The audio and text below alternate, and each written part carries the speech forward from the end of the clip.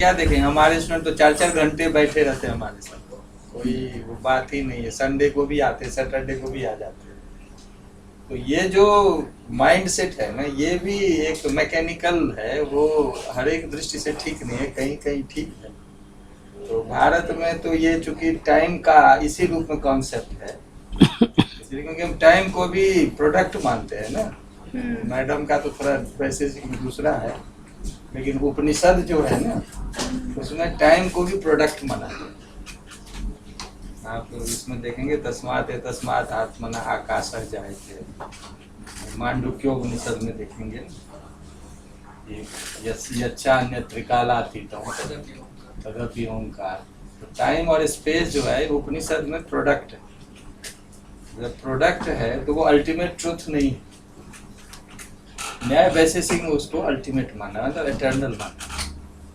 तो उपनिषद में वो भी चूंकि प्रोडक्ट है, इसीलिए ठीक है, वो एटर्नल नहीं है। लेकिन वेस्ट में भी उसको, रेने डेकार्ट या न्यूटोनियन साइंस में भी उसको एटर्नल माना।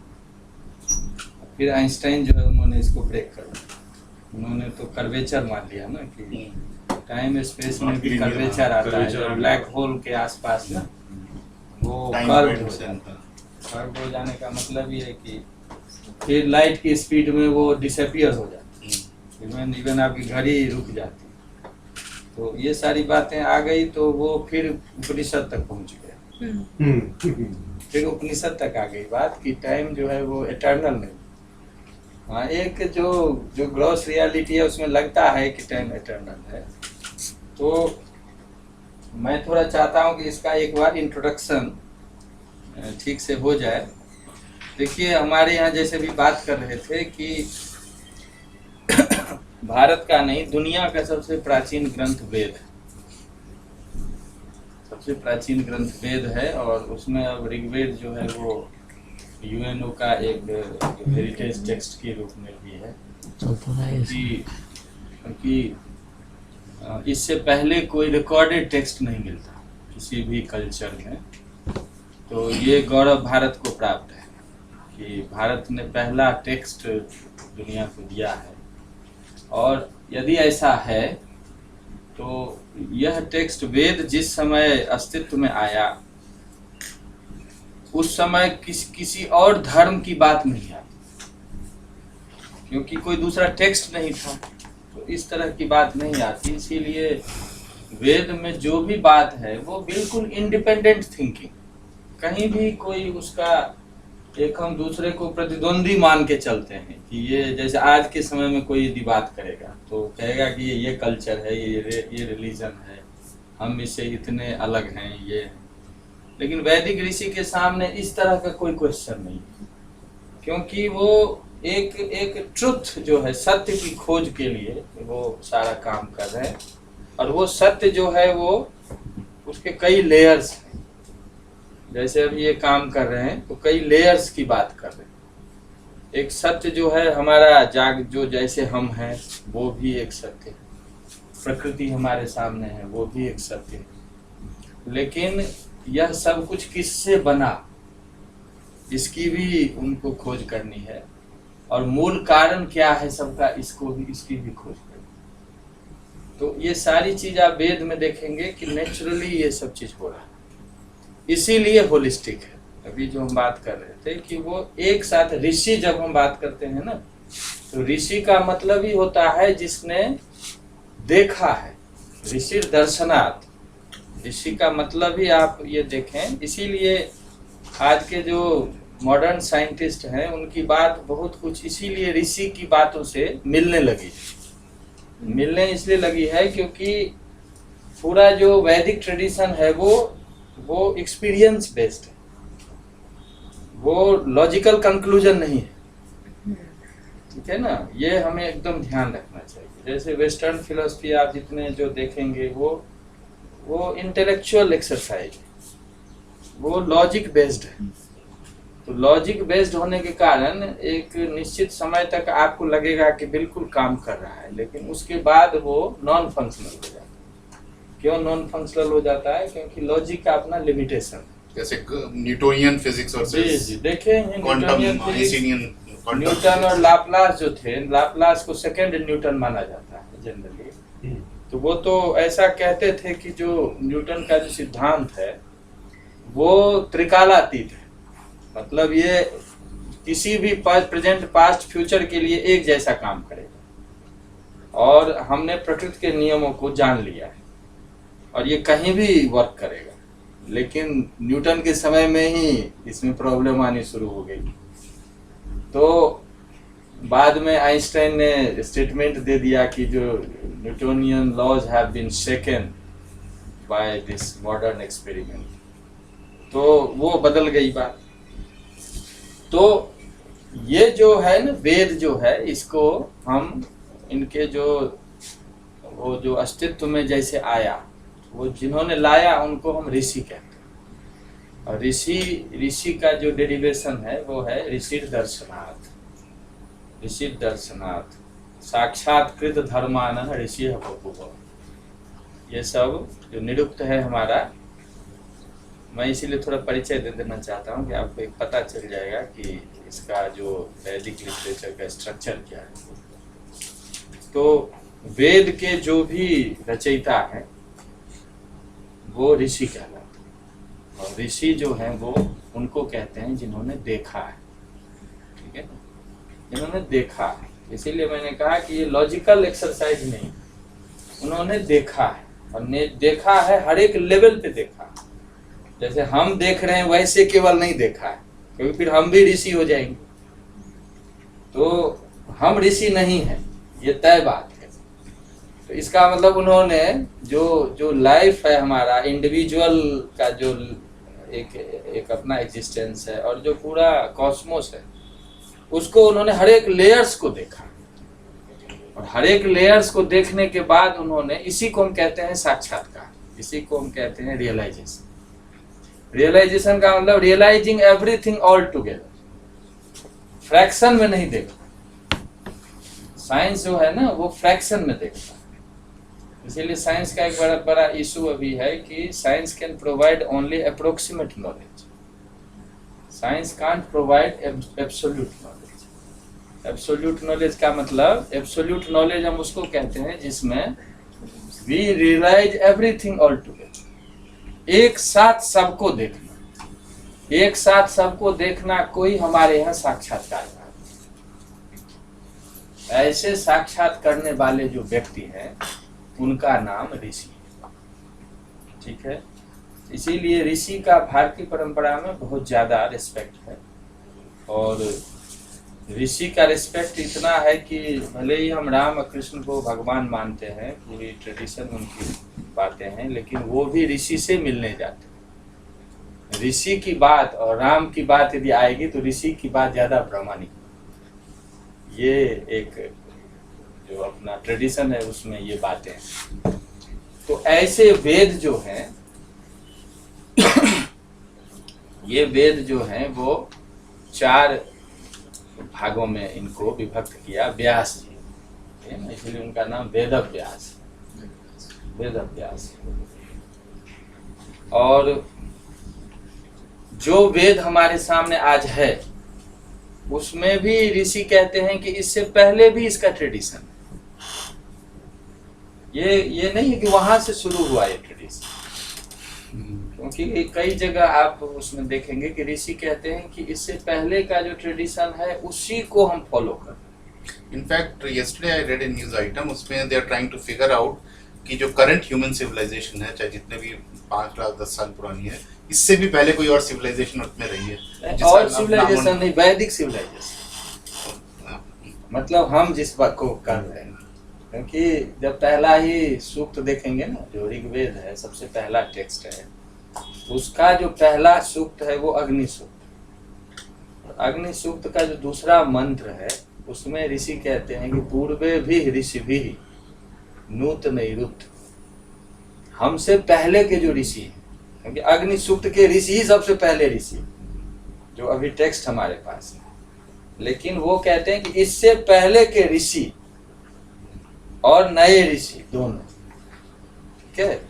दूसरी जगह इदम नमः ऋषिभ्य पूर्वेभ्य पूर्वजेभ्य पथिकृतभ्य, दूसरी जगह कहते हैं कि हमसे पहले के जो ऋषि हैं उन्होंने हमें मार्ग दिखाया है, वो हमारे पूर्वज हैं और उन्होंने हमें रास्ता दिखाया। इसका मतलब क्या हुआ, नमस्ते, इसका मतलब क्या हुआ कि ट्रेडिशन जो है हमारा, वो ऋग्वेद जो जहाँ से टेक्स्ट शुरू होता है, ट्रेडिशन पहले से ये चला है, लेकिन जो रिकॉर्डेड टेक्स्ट हमारे पास है वो ऋग्वेद है। ठीक है, क्यों रिकॉर्डेड है? क्योंकि व्यास जी ने इन सारे मंत्रों को का कलेक्शन किया। व्यास जी का ये कॉन्ट्रीब्यूशन, मतलब व्यास जी मतलब इंडियन कल्चर, इसीलिए व्यास जी का बहुत ज्यादा महत्व है भारतीय परंपरा में। अब जितने गुरुकुल होंगे उस समय, जहाँ जहाँ ऋषि होंगे, जहाँ जहाँ ये सब चल रहा होगा, उन्होंने सारे गुरुकुलों का निरीक्षण किया। वहाँ जाके जैसे अभी हम कोई डेटा कलेक्ट करते हैं ना, वैसे उन्होंने सारे मंत्रों को कलेक्ट किया, फिर सबको एक साथ नेचर के अकॉर्डिंग उसको एडिट किया। एडिट करने के बाद आज हम देख रहे हैं कि ऋग्वेद में 10 मंडल है, 10 चैप्टर आप समझे। चैप्टर का भी उसके नेचर के अकॉर्डिंग उन्होंने उसको फिक्स किया, इसीलिए बाद में उनका नाम वेद व्यास। तो ऐसा जो वेद है ये इसलिए जानना जरूरी है क्योंकि हमें ये लगना चाहिए कि ये जो नॉलेज सिस्टम हमारा चला आ रहा है वो बहुत पहले से चला है, लेकिन रिकॉर्ड हुआ उस समय जो वेद के नाम से हमारे यहाँ है। तो ऐसे जो वेद हैं वो 4 भागों में उन्होंने विभाजित किया, और उसमें पहला जो है ऋग्वेद है, दूसरा यजुर्वेद है, तीसरा अथर्ववेद है, और तीसरा सामवेद है, चौथा अथर्ववेद। ये 4 वेद हमारे आज जो एग्जिस्ट कर रहे हैं हमारे सामने हैं। और इसमें देखेंगे कि ऋग्वेद जो है उसमें सामान्य रूप से देवता की स्तुति है। देवता भी जानना जरूरी है, देवता किसको कहते हैं? तो देवता को कहते हैं कि जितनी हमारी प्राकृतिक शक्तियां हैं ना, जैसे देखिए देवता का अर्थ जो हमें देता है, जो देता है उसको देवता कहते हैं। कैसे देता है? अनकंडीशनली देता है, ये नहीं कि हम देते हैं इसलिए देता है, वो देता है। तो जो प्रकृति के वो सारे जो प्रकृति की वो जितनी भी शक्तियां हैं जो हमें अनकंडीशनली दे रही है, जिसके कारण हम सस्टेन कर रहे हैं, उसको देवता नाम दे दिया। तो जैसे हमारी पृथ्वी देवता है। क्यों पृथ्वी देवता है? क्योंकि पृथ्वी दे रही है हमें। वायु देवता है, जल देवता है, अग्नि देवता है। तो जो भी आपके सामने है, वो जो कुछ भी प्रकृति के वो रूप जो हमें दे रहे हैं और उसके जिसके कारण हम सस्टेन कर, उसको हम देव कहते हैं, देवता कहते हैं। तो ये देवता शब्द की खोज भी एक बहुत बड़ी क्रांति है, क्योंकि आज के समय में आप देखें तो प्रकृति का की सुरक्षा, पर्यावरण की जितनी समस्या आ रही है, हमारे ऋषियों ने किस तरह से उसको समझा था कि आपको नेचर के हर एक चीज को आपको एक सकारात्मक रूप से देखना है, क्योंकि आपका सस्टेनेंस उसके कारण है। तो यदि आप उसका केयर नहीं करते तो फिर आप अपना केयर भी नहीं कर पाएंगे। और इसको बहुत अच्छी तरह से समराइज किया कृष्ण ने गीता में कि जो देवा भावयता नेन ते देवा भावयन्तु। If you take care of natural things, then nature will also take care of you. Otherwise you can't sustain. तो आज एनवायरमेंटल जो लोग हैं, साइंस है या जो भी इकोलॉजिकल चीज है, उसके लिए आज ये सबसे इम्पोर्टेंट चीज है। लेकिन आपका टेक्स्ट यहाँ से शुरू करता है, इसीलिए अपने यहाँ देवता की पूजा होती है, समझ गए ना? देवता की पूजा का मतलब ये है कि नेचर के सारे एस्पेक्ट का आप केयर।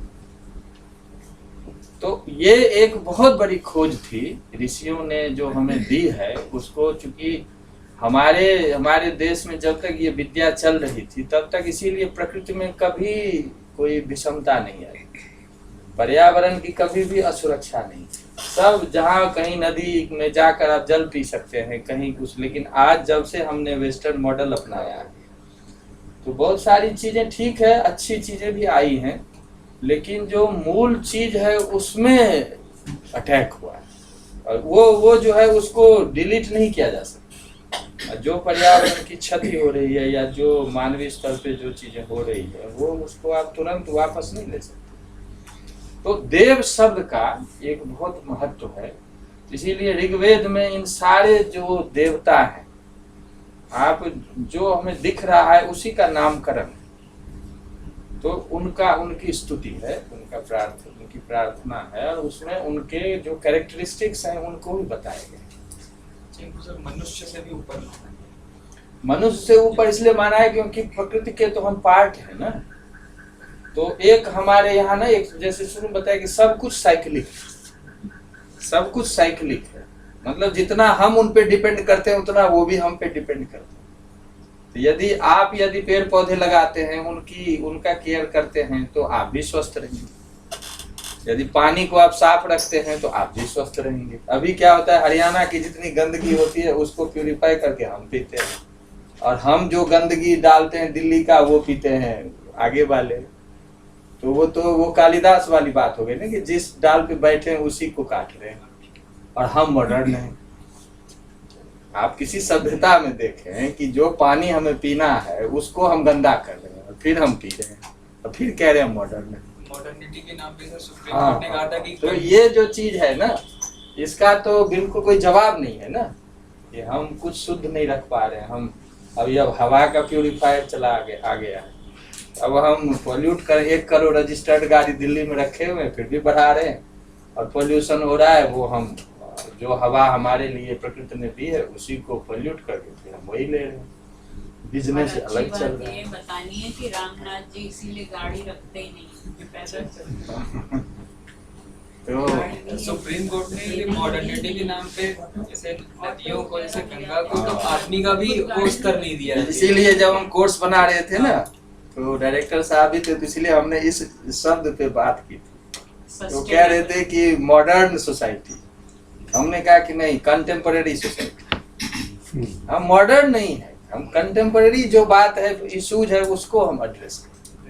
लेकिन हम ये कह देंगे कि हम मॉडर्न है, ये कैसे हैं? क्योंकि हमारी सोच जो है वो सोच तो बहुत छोटी सोच है, वो मॉडर्न कैसे? मॉडर्न है लेकिन तुच्छ।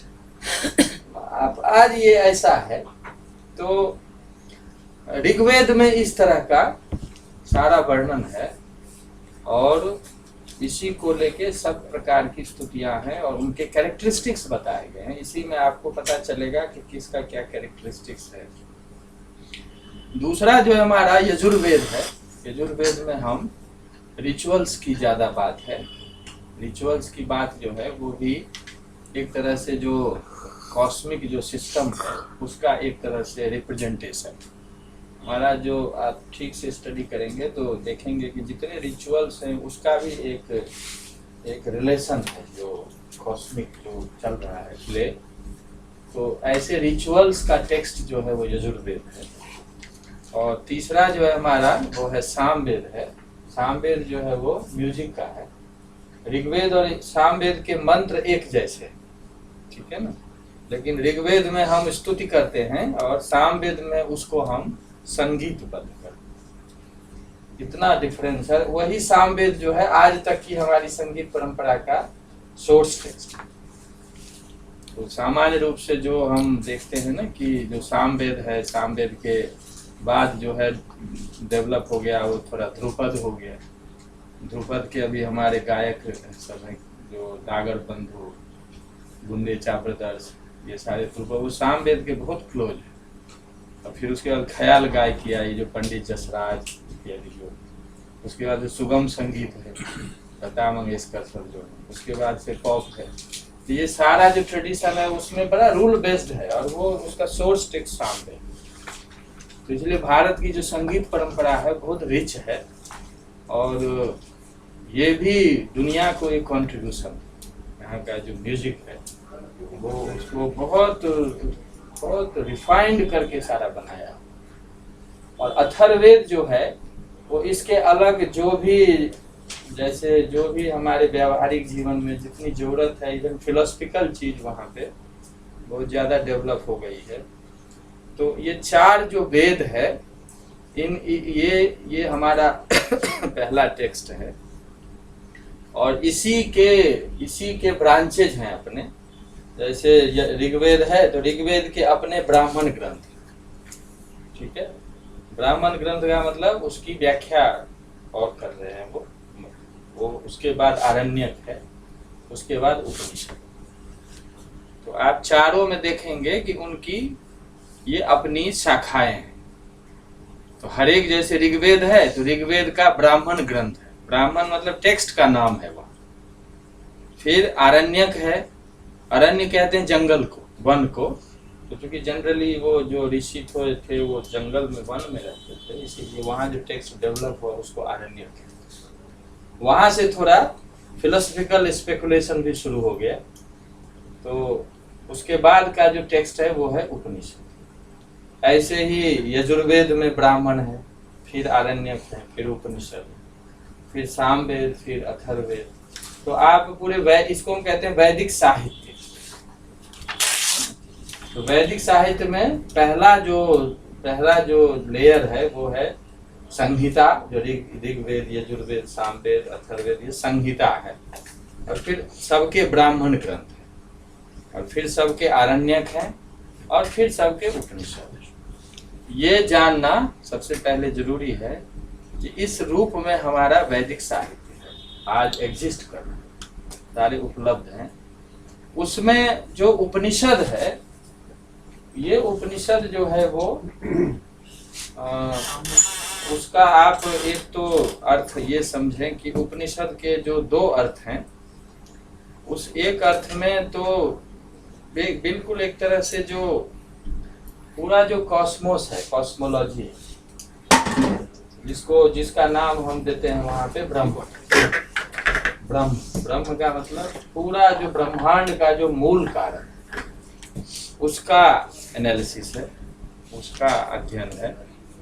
और दूसरा जो है वो आत्मा का अध्ययन।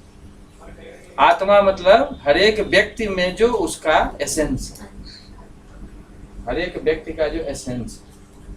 तो दोनों की स्टडी एक साथ चलती है वहाँ, कि पूरे यूनिवर्स का जो सोर्स क्या है, पूरे यूनिवर्स का जो अल्टीमेट कॉज क्या है, यानी पूरे ब्रह्मांड का ट्रुथ की सत्य क्या है। और दूसरा, जो सत्य पूरे ब्रह्मांड में है वही सत्य हर एक व्यक्ति में है, ठीक है ना। हमारे यहाँ एक जो सेमेटिक व्यू है ना, उससे थोड़ा ये डिफरेंस है। ये भी थोड़ा जानना जरूरी है, क्योंकि दो मेन कल्चर है अभी ग्लोबल लेवल पे। एक तो सेमेटिक कल्चर है और दूसरा वैदिक कल्चर है। तो सेमेटिक कल्चर जो है उसमें 3 धर्म आते हैं। एक धर्म जुडाइक कल्चर है, एक क्रिश्चियनिटी है, एक मोहम्मडनिज्म। ये 3 सेमेटिक कल्चर कहते हैं उसको।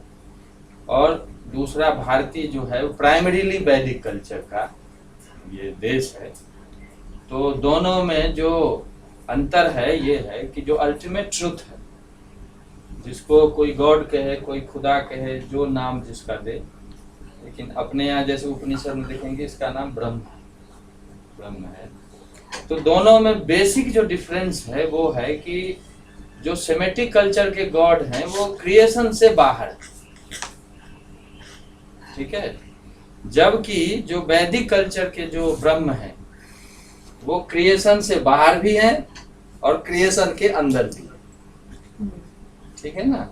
ये क्रिएशन के अंदर भी है, इसीलिए हर एक मनुष्य के अंदर में ईश्वर हैं। ये हमारा पोजीशन, मनुष्य में ही नहीं, पेड़ पौधे, जीव जंतु सब में वो। तो वो इनसाइड भी है, वो आउटसाइड भी है।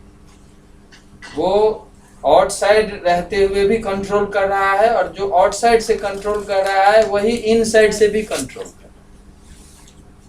तो इसीलिए उनके यहाँ जो ईश्वर से मिलना या उनको प्राप्त करने के लिए आपको शरीर छोड़ना पड़ेगा, क्योंकि वो क्रिएशन से बाहर है।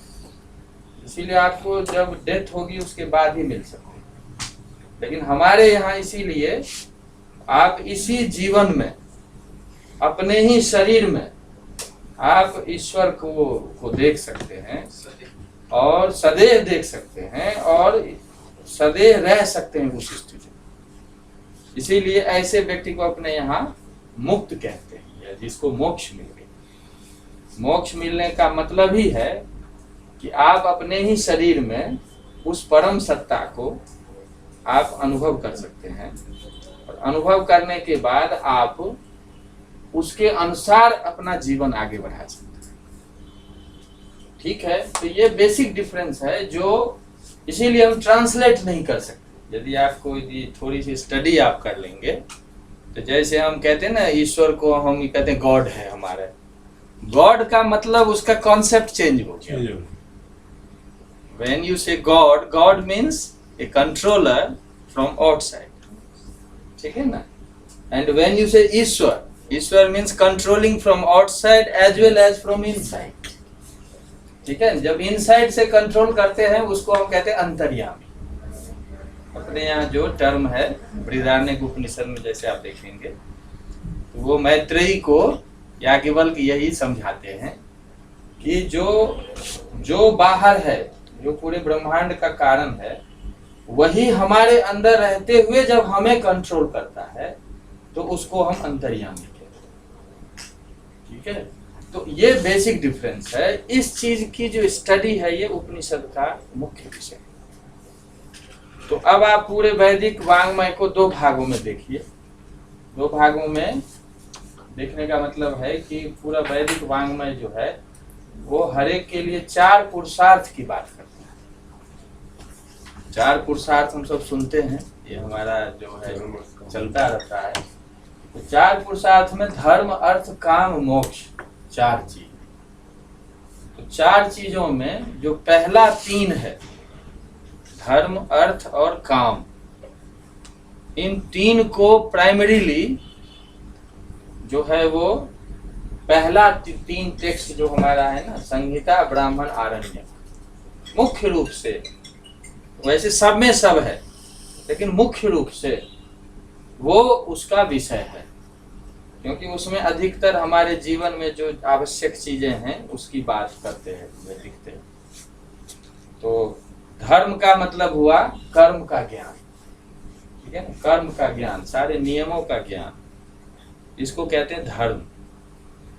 धर्म का सामान्य अर्थ है जो मानसिक, वाचिक और शारीरिक जो कर्म करते हैं ना, उसका नाम है धर्म।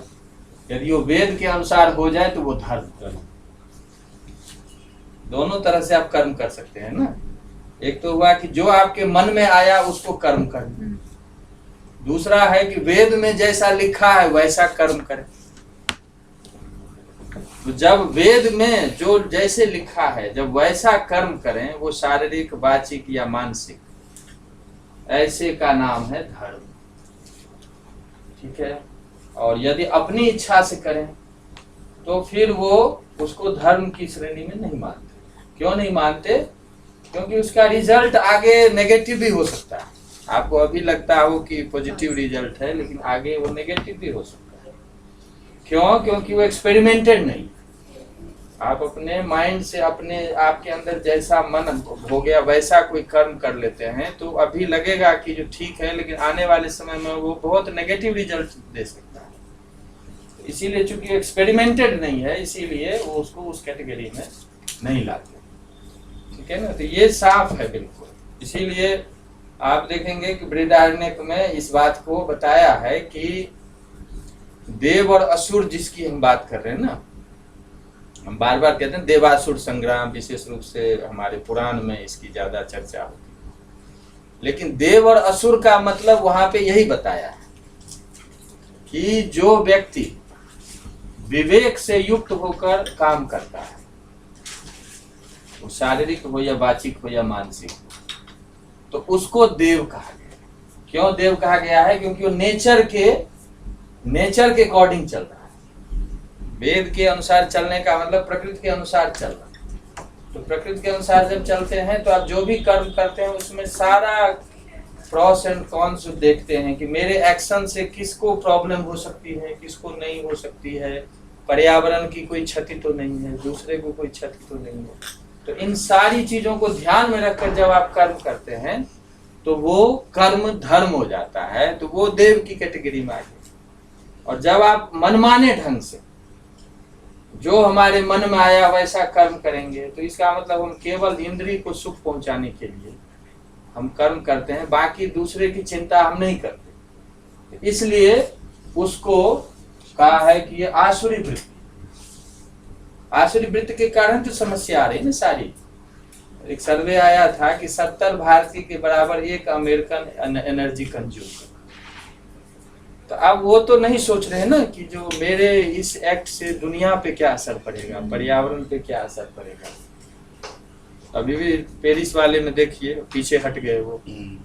पीछे क्यों हट गए? क्योंकि हम जैसा चाहेंगे हम उपयोग करेंगे, उसमें हमारा सुख हो, ऐन्द्रिक सुख जिसको आप कहते हैं वो रहे, वो दूसरे का नुकसान हो, इससे उनको कोई समस्या नहीं।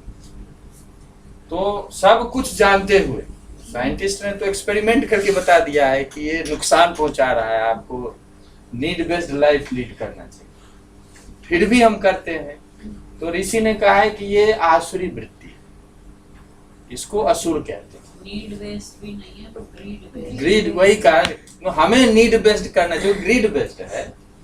तो इसको असुर को ना, गीता में भी ये पूरा अध्याय है आसुरी संपत्ति और दैवी संपत्ति। तो देव का मतलब विवेक से युक्त होकर जो काम करना वो देव है, और जो अपने इंद्रियों को खुश करने के लिए केवल काम करना वो असुर है, वो आसुरी वृत्ति। और इन दोनों के बीच में संघर्ष चलता रहेगा। ये कहते हैं ये ठीक है, वो कहते हैं वो ठीक है। तो ये जो चीज है ये देव और असुर जो है, ये भी एक उपनिषद का बड़ा इम्पोर्टेंट पार्ट है, जिसको हम देखेंगे समय आएगा। तो उपनिषद में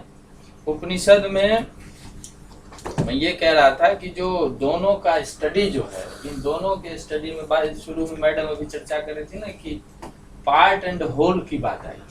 मॉडर्न साइंस में हाइजेनबर्ग का ये कॉन्सेप्ट था कि पार्ट एंड होल दोनों में रिलेशन क्या है।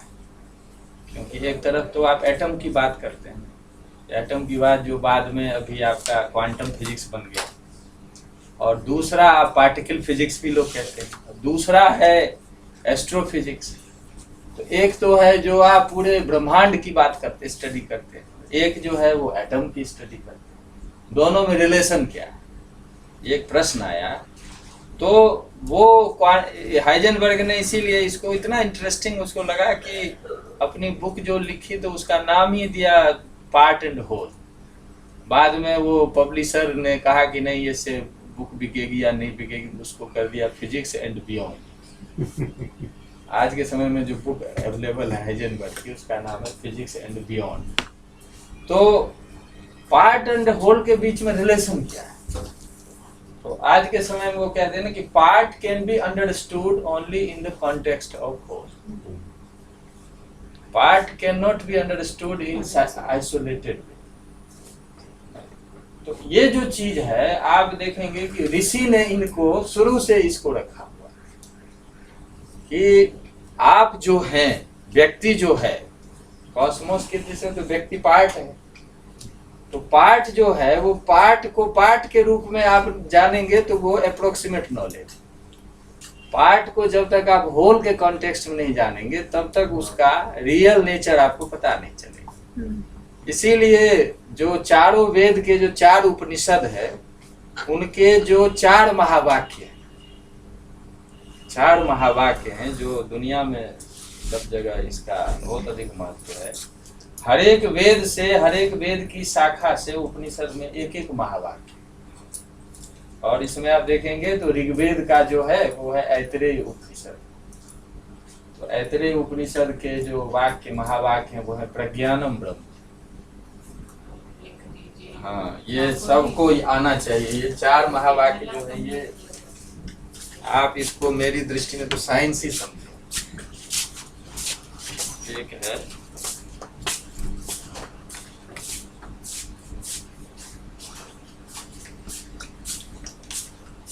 ये है ऐतरेय उपनिषद, प्रज्ञानम ब्रह्म।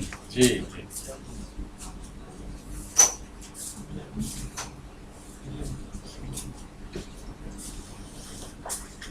देखिए, जब हम पूरे ब्रह्मांड के कारण की बात करते हैं ना, उसका नाम है ब्रह्म। और जब हम हर एक व्यक्ति के मूल कारण की बात करते हैं तो उसका नाम है आत्मा। इसको और दोनों एक है। ये यहाँ बताना चाह रहे हैं। तो पहला है ऐतरेय उपनिषद, ये ऋग्वेद की शाखा, ऋग्वेद की शाखा में है। दूसरा है अहम ब्रह्मास्मि।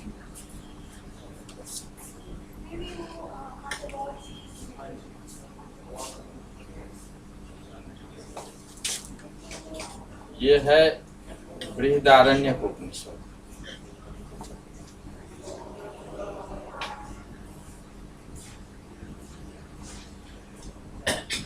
ये यजुर्वेद कहता है, ठीक है ना। तीसरा है तत्त्वमसि।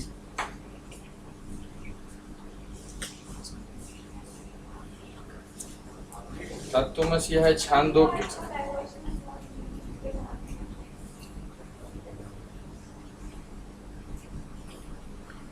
छांदोग्य उपनिषद की ही एक शाखा है, जिसका दूसरा है केनोपनिषद, जो हम इसमें इसका टेक्स्ट हम पढ़ेंगे।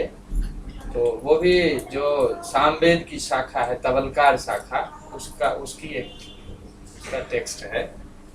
तो तत्त्वमसि छांदोग्य उपनिषद का है। और अयम आत्मा ब्रह्म। ये तो आधा त के साथ एक और अपनी लाइन लगाई है। जी जी, तत् त्वम असि, तो डबल है। तो डबल है। ये सब तो कौन से पहला जो है ना वो आधा तो है, उसमें स्वर नहीं है। अच्छा, तत्, जैसे आप इसको अलग अलग करेंगे ना, तत् फिर त्वम, दोनों आधे। तत्व तो हम। ठीक है ना, फिर असि। तो ये कौन से उसका है, वेद का? ये है सामवेद। और छांदोग्य उपनिषद का ये सेंटेंस है, 6ठे अध्याय का, ठीक है। और चौथा है अयम आत्मा ब्रह्म। ये है मांडुक्य का। अजय, इसको पढ़े हैं कि नहीं? दूसरा मंत्र। इस हाँ। बार ही तो काम कर रहा है। तभी तो इनको याद दिला दिया। अब ये मांडुक्य उपनिषद पे एंट्री कर रहा है, इसीलिए इनको देखिए। ये चार जो है ना, इसको कहते हैं महावाक्य। वैसे है ये सबसे छोटा वाक्य।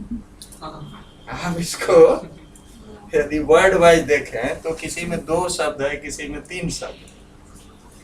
लेकिन अपनी परंपरा में इसको कहा जाता है महावाक्य।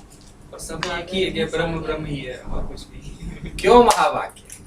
ये अल्टीमेट ट्रुथ मतलब एक तरीके से बोला जी, क्योंकि ये महावाक्य, जैसे मैं हाइजेनबर्ग की बात कर रहा था ना, ये महावाक्य इसलिए है क्योंकि हर एक वेद का जो कंक्लूजन है वो इस वाक्य। आप पूरे ऋग्वेद का कंक्लूजन इस 1-2 वर्ड में है। पूरे सामवेद पूरे यजुर्वेद का कंक्लूजन इस वाक्य, ये इस वाक्य में, इस वाक्य। तो इसलिए उपनिषद जो है, अब मैं थोड़ा बाद में आता हूँ इस पे। तो ये 4 वाक्य जो हैं, ये वस्तुतः क्या है, पार्ट होल के रिलेशन को बताता है। अयम आत्मा ब्रह्म, अयम आत्मा ब्रह्म, ये मांडुक्य उपनिषद। तो पहला है प्रज्ञानम ब्रह्म। प्रज्ञानम का मतलब हमारे अंदर की जो चेतना है, हमारे कॉन्शियसनेस, जो इंडिविजुअल कॉन्शियसनेस जो है, वही ब्रह्म, ठीक है। दूसरा है अहम ब्रह्मास्मि। अहम का मतलब फिर इंडिविजुअल हुआ। तो इंडिविजुअल जो है वही अल्टीमेट है, ठीक है ना। तीसरा तत् जो है, ये ब्रह्म को बताता है। त्वम मतलब इंडिविजुअल हो गया। तो त्वम का मतलब you are not an isolated being, you are ultimate truth, ठीक है।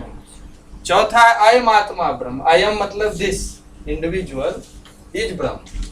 अब देखिए, चारों वेदों का जो कंक्लूजन है वो किसको बता रहा है, पार्ट एंड होल को। और किस रूप में बता रहा है कि पार्ट जो है वो ओरिजिनली होल। जो सर वो सर एक वो पूर्णा में जो मतलब जैसे वो भी वही है, उसका भी यही मीनिंग है। तो हाइजेनबर्ग चूंकि जितने क्वांटम फिजिसिस्ट थे वो सारे उपनिषद को जानते थे, सारे, ये रिकॉर्ड पे है सारे। शुरू ही उन्होंने तब किया। जी जी, वो उनको इंस्पिरेशन ही यहाँ से वही मिला से। है, क्योंकि पूरे वेस्टर्न ट्रेडिशन में ये कॉन्सेप्ट ही नहीं, ये कॉन्सेप्ट नहीं है। वो तो फ्रेगमेंटेड रियलिटी की बात करते हैं, प्लुरलिटी की बात करते हैं, उसके अकॉर्डिंग सारी थियरी है।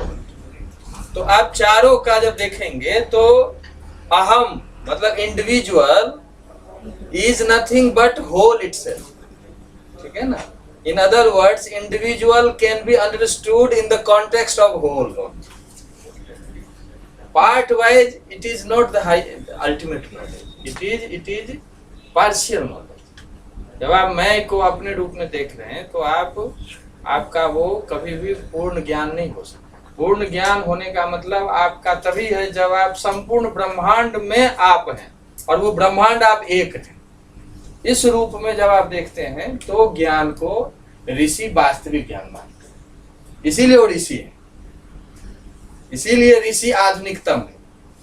क्योंकि ऋषि आज का जो लेटेस्ट जो सबसे बड़ा साइंटिस्ट है वो भी ऋषि की इन बातों को रिस्पेक्ट देता है और उनके आधार पे वो अपनी चीज को आगे बढ़ा रहा है। तो इन चारों को हम कहते हैं महावाक्य। Sir can I ask a question? ये आपने बोला है अहम ब्रह्मास्मि जी, और अथर्ववेद में बोला है अयम आत्मा ब्रह्म। जी, इन दोनों में डिफरेंस क्या है?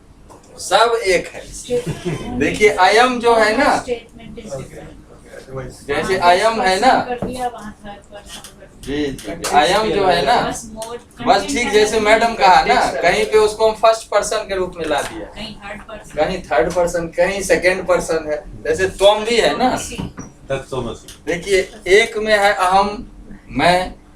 अहम जो है उसको जब मैं आपको बोलूंगा तो कहेंगे तुम। जैसे जब टीचर एक स्टूडेंट को बोलेगा ना तो कहेंगे कि you are that, you are not an isolated being, you are the ultimate truth. ये टीचर स्टूडेंट को बोलेगा।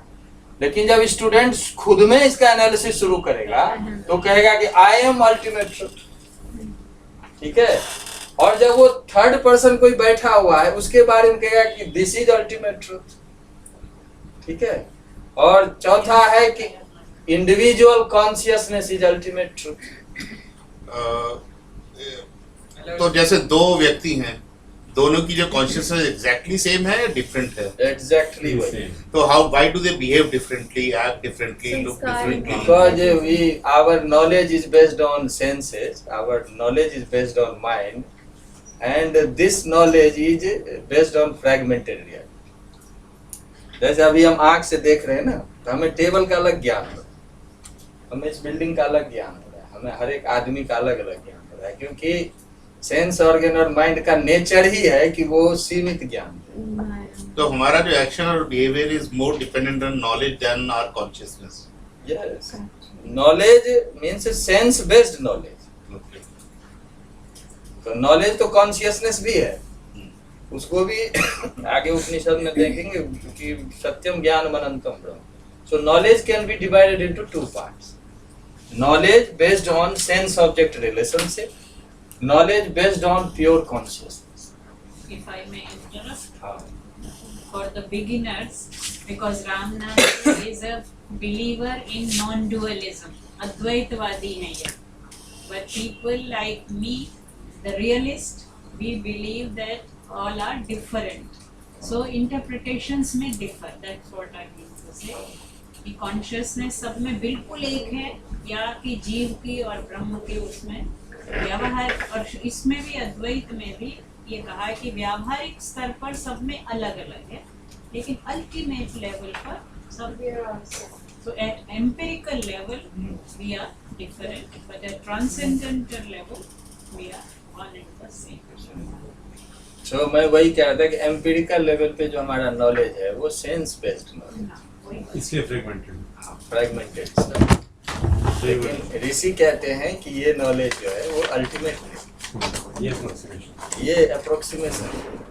साइंटिस्ट भी यही कह रहे हैं कि कोई भी साइंटिफिक एक्सपेरिमेंट के थ्रू यदि नॉलेज आप एक्वायर करते हैं वो अप्रोक्सीमेशन। अप्रोक्सीमेशन है, किसी कोई तो ऑब्जर्वेशन सर हम तो अभी जैसा चल रहा है इससे साथ तो हम कुछ ऐड नहीं कर पाएंगे, मतलब जैसे हम जैसे लोग तो कुछ भी नहीं ऐड कर पाएंगे, तो this is the ultimate truth, you know, they realise that, and आज के टाइम में तो कोई नहीं, वो कह रहे हैं आप इसी बॉडी में रियलाइज कर सकते हैं। पहले शुरू तो कीजिए। शुरू तो पहले कीजिए, पहले तो आपको एक समझ में आ जाए। अभी तो इंट्रोडक्शन हो रहा है। नहीं, ये मत सोचिए कि हम नहीं कर नहीं पाएंगे। कर सकते, नहीं, तभी तो आपको पहले बता See, दिया ना अगर कि- इसमें जो मेरी अंडरस्टैंडिंग क्या है कि सर ने जैसे शुरू में बोला था, ऋषि ने बोला ऋग्वेद में हमारे से पहले जो ऋषि आए उन्होंने ये बोला था, उसमें वो ऐड करते जा रहे हैं। दैट मीन्स इट्स नॉट कि it can not be added to. It can- That's और one- दूसरी बात मैंने ये भी कही पहले ही कि ये जो नॉलेज सिस्टम है इसमें ऐसा हम मानते हैं कि इसी शरीर में हम रियलाइज कर सकते हैं। इसीलिए जो ऋषि का जो स्टेट है वो स्टेट हमारा भी हो सकता है, उसमें कहीं डाउट नहीं है कि ऋषि कोई अलग थे या It's a philosophy of possibilities, potential. ये आपको हर एक व्यक्ति में कह रहा है कि हर एक व्यक्ति में वो पोटेंशियल है कि वो अल्टीमेट ट्रुथ को अपने ही अंदर रियलाइज कर सकता है। कठोपनिषद में कहा भी है बिल्कुल साफ शब्दों में, सॉरी मैं इंटरप्ट कर रही हूँ। नहीं, बीच में आप करते रहिए, तो एक ही बात है। क्योंकि उसमें कहा है अथ मर्त्यो अमृतो भवति अत्र ब्रह्म समश्नुते। हाँ। ये जो हम लोग मॉर्टल हैं, we can become immortal here and we can become Brahma। और इसी में ऐड मैं करता हूँ, अभी जो केनोपनिषद पढ़ेंगे ना तो उसमें एक मंत्र है, अभी जो टेक्स्ट हम पढ़ेंगे, इह दवेदी दत्त सत्यम अस्ति, इसी शरीर में हमें इस सत्य को देखना है। देखना नाचे दिहा वेदिन महती विनष्टि, ये आपको नेचुरल एक लैब मिला हुआ, ये नेचर ने आपको प्रोवाइड कराया हुआ है। इसी शरीर में इसको देखें, यदि नहीं देखा तो ये दोबारा मौका मिले या ना मिले, चलिए कहते तो कैसे देखें? तो कहते हैं भूतेषु विचिन्त्य धीरा, हर एक व्यक्ति में एक ही ट्रुथ है, एक ही कॉन्शियसनेस है। यदि ऐसा आपने देख लिया तो प्रेत्यास्मा लोकाद अमृता भवन्ति, तो you can become immortal. So mortality और immortality are based on the state of your knowledge. If you are always behaving according to the sense-based knowledge, then your mind is always fragmented. Your knowledge is always fragmented. But if you elevate your personality, if you go to the deeper aspect of your own truth, own essence, then you can become immortal. तो हमारे शरीर में ही दोनों possibility है। एक possibility है कि हमें आँख है, नाक है, कान है, 5 इंद्रियां है, मन है, उसके आधार पे जब हम देख रहे हैं उसके अकॉर्डिंग बिहेव करें। दूसरा है कि इसी के डीपर एस्पेक्ट में जाए। ऋषि कहते हैं कि मन से भी डीपर कोई चीज है, जो केनोपनिषद हम शुरू वहां से करते हैं कि मन कैसे फंक्शनल होता है, किसी के द्वारा होता है या मन अपने आप फंक्शनल होता है। यहाँ से केनोपनिषद शुरू होता है। क्वेश्चन यहाँ है, हमारे यहाँ एकदम ऋषि का क्लियर कट अंडरस्टैंडिंग है कि mind is also the product of something. It means there is something deeper, that is our essence. तो उस एसेंस को हम इसी बॉडी में रियलाइज कर सकते हैं, और वो एसेंस जो है वो ऑल परवेसिव है। If you realize that essence, then you become all pervasive. That essence is immortal. So if you realize that essence, then you become immortal. If you are realizing everything on the basis of your senses or mind, then you are immortal because it has to go. तो ये दो stage जो हमारे life का है वो उपनिषद का सबसे बड़ा एरिया है। क्योंकि उपनिषद जो है ना, Upanishad is the study of an individual of all layers. समझ गए ना, उपनिषद का इसी के लिए जाना जाता है।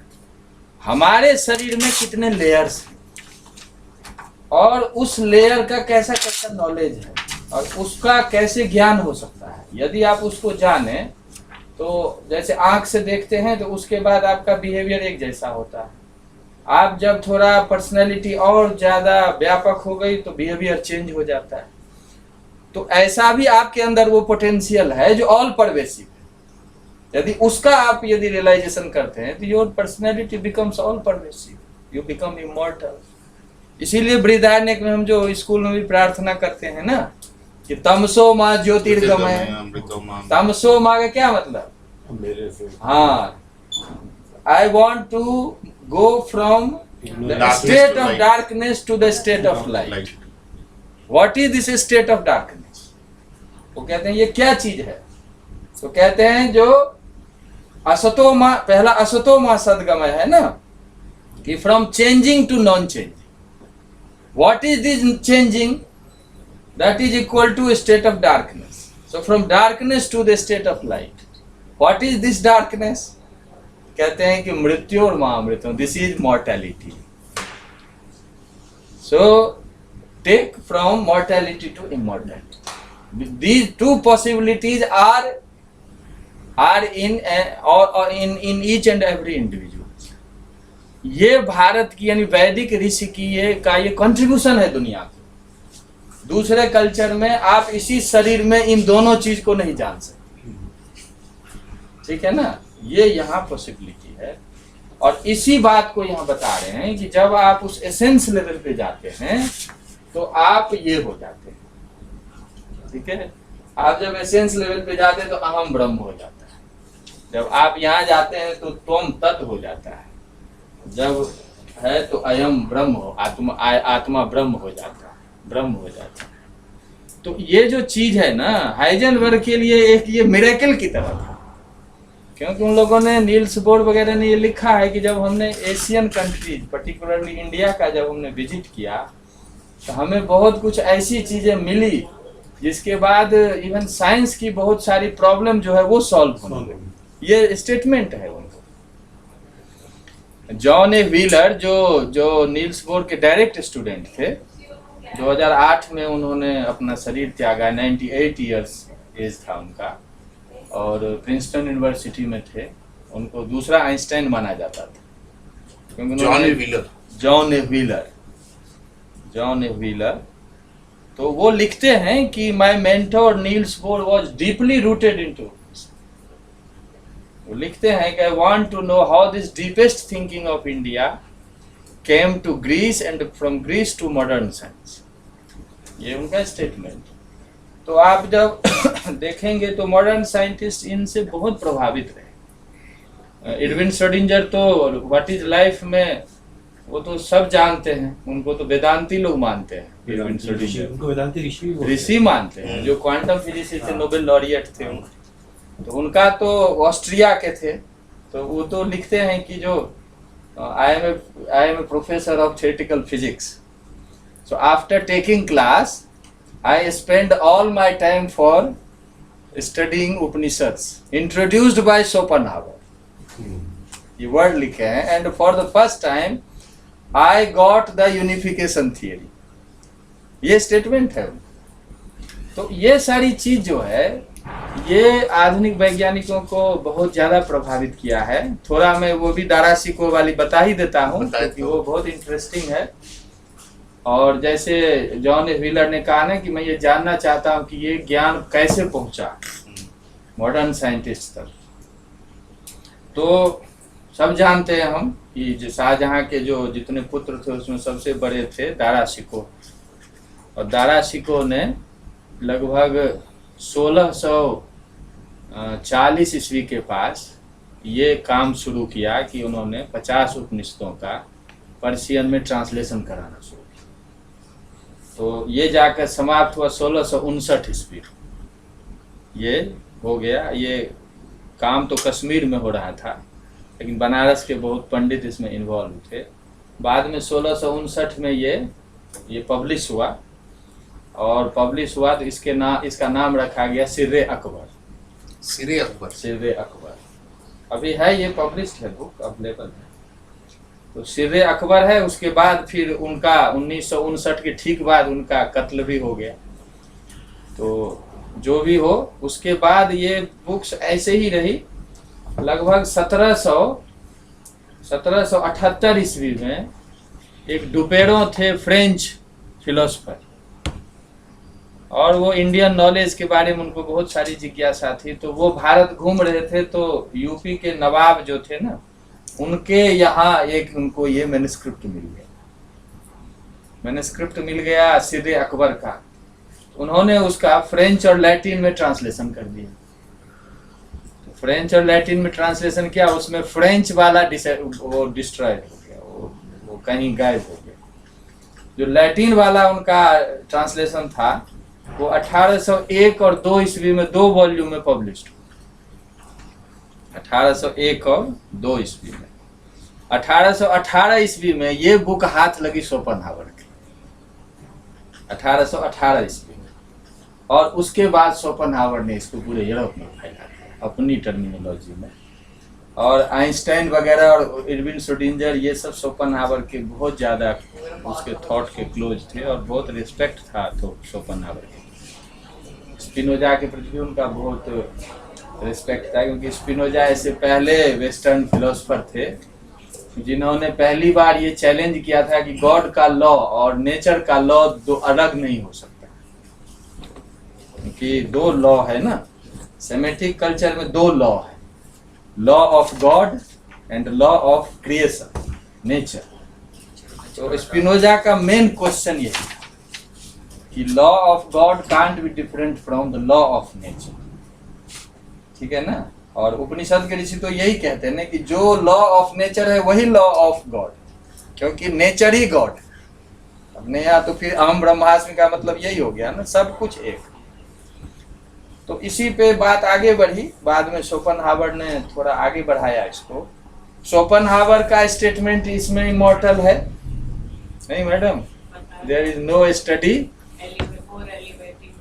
एज क्या है, एक वर्ड है, there is no study as elevating and एक वर्ड है, जॉयफुल, ट्रांसफॉर्मेटिव, नहीं होलिस्टिक। हाँ, there is no study as beneficial and as elevating as that of the Upanishads.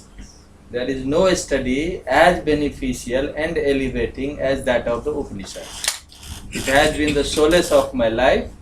It will be the solace of my death. ये Schopenhauer का statement है। तो ये जो चीज है, उपनिषद का ज्ञान जो है वो पूरे अभी यूरोप में उसके बाद पहुंचा, और आधुनिक वैज्ञानिकों का जो एक्सपेरिमेंट हुआ उसमें इस तरह के जो नेचर है वो दिखाई देने लगा। मुख्य बात ये था कि जैसे जैसे उनको दिखाई देने लगा कि जैसे मैकेनिकल जो फोर्स है वो मैकेनिकल फोर्स के बदले डायनामिक फोर्स दिखने लगे। जैसे जैसे इमैनुअल कांट जो थे इतने प्रभावित, थिंग इन इटसेल्फ आप लोग पढ़ते होंगे। थिंग इन इटसेल्फ का मतलब आत्मा, थिंग इन इटसेल्फ का जो स्वयं अपने आप में, वो उसको किसी दूसरे एजेंसी की जरूरत नहीं। तो एक बार मैं आज आदि शंकराचार्य की बात भी कह ही देता हूँ। उन्होंने 6ठे अध्याय में, छांदोग्य के 6ठे अध्याय में, उन्होंने जहाँ पे एक लाइन है ना कि सदैव सौम्यदमग्र आसीत एक मेवा द्वितीयम, तो वो अद्वितीय शब्द की जो व्याख्या करते हैं ना वो थिंग इन इटसेल्फ वाली बात है। इसलिए मैं बता रहा हूँ कि वो कहते हैं कि व्हाई अद्वैत, तो कहते हैं अद्वैत इसलिए है क्योंकि जो नासदी सूक्त है, आनी दवातम स्वध्या तदेकम, एक था लेकिन अपने डायनामिक पावर से युक्त था। तो कहते हैं कि उसको एक से अनेक बनने में किसी दूसरे एजेंसी की जरूरत नहीं पड़ी, इसीलिए अद्वैत। अद्वैत का जो इंटरप्रिटेशन वहां दे रहे हैं ना, तो ये जो thing in itself Immanuel Kant में देखेंगे, बाद में शोपेनहावर में, बाद में मॉडर्न साइंस में, पूरे आइंस्टाइन में यही सारा भरा पड़ा है। तो ये उपनिषद जो है इसका ये कंट्रीब्यूशन है। और इसी बात को वो पार्ट एंड होल की बात कर रहे थे कि part can't be understood in isolated, part can be understood only in the context of whole. इसीलिए अहम को तब तक आप नहीं जान सकते जब तक ब्रह्म का ज्ञान, जब तक आपको पूरे ब्रह्मांड का एक साथ ज्ञान ना हो तब तक अहम को नहीं जान सकते। उससे पहले जो अहम है वो एम्पिरिकल स्टेट है, जो हम सेंस ऑर्गन या जो माइंड को अप्लाई करके जो हम नॉलेज एक्वायर करते हैं उसके अकॉर्डिंग हमारा बिहेवियर। तो ये जो एरिया है वो उपनिषद का मुख्य एरिया है। और ऐसे उपनिषद जो है वो आज के समय में जो है स्त्री पुरुष का भी जरूरी है, वो भी बहुत इम्पोर्टेंट है। आज के समय में जो फेमिनिज्म का चल रहा है ना, तो वो भी एक तरह से सेमेटिक व्यू है। जो फेमिनिज्म तो सेमेटिक व्यू का प्रोडक्ट है।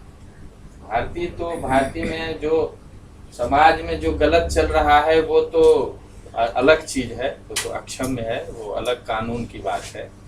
लेकिन जो टेक्सुअल पोजीशन है वो नहीं। टेक्सुअल पोजीशन ये है कि एक ट्रुथ है और उस एक ट्रुथ ने अपने को दो भागों में डिवाइड कर दिया, और वो हाफ पार्ट जो है वो मेल है, हाफ पार्ट फीमेल। तो अगर फीमेल को समझना है तो understand that both the parts in a way you look at it, दोनों मिल के एक यूनिट।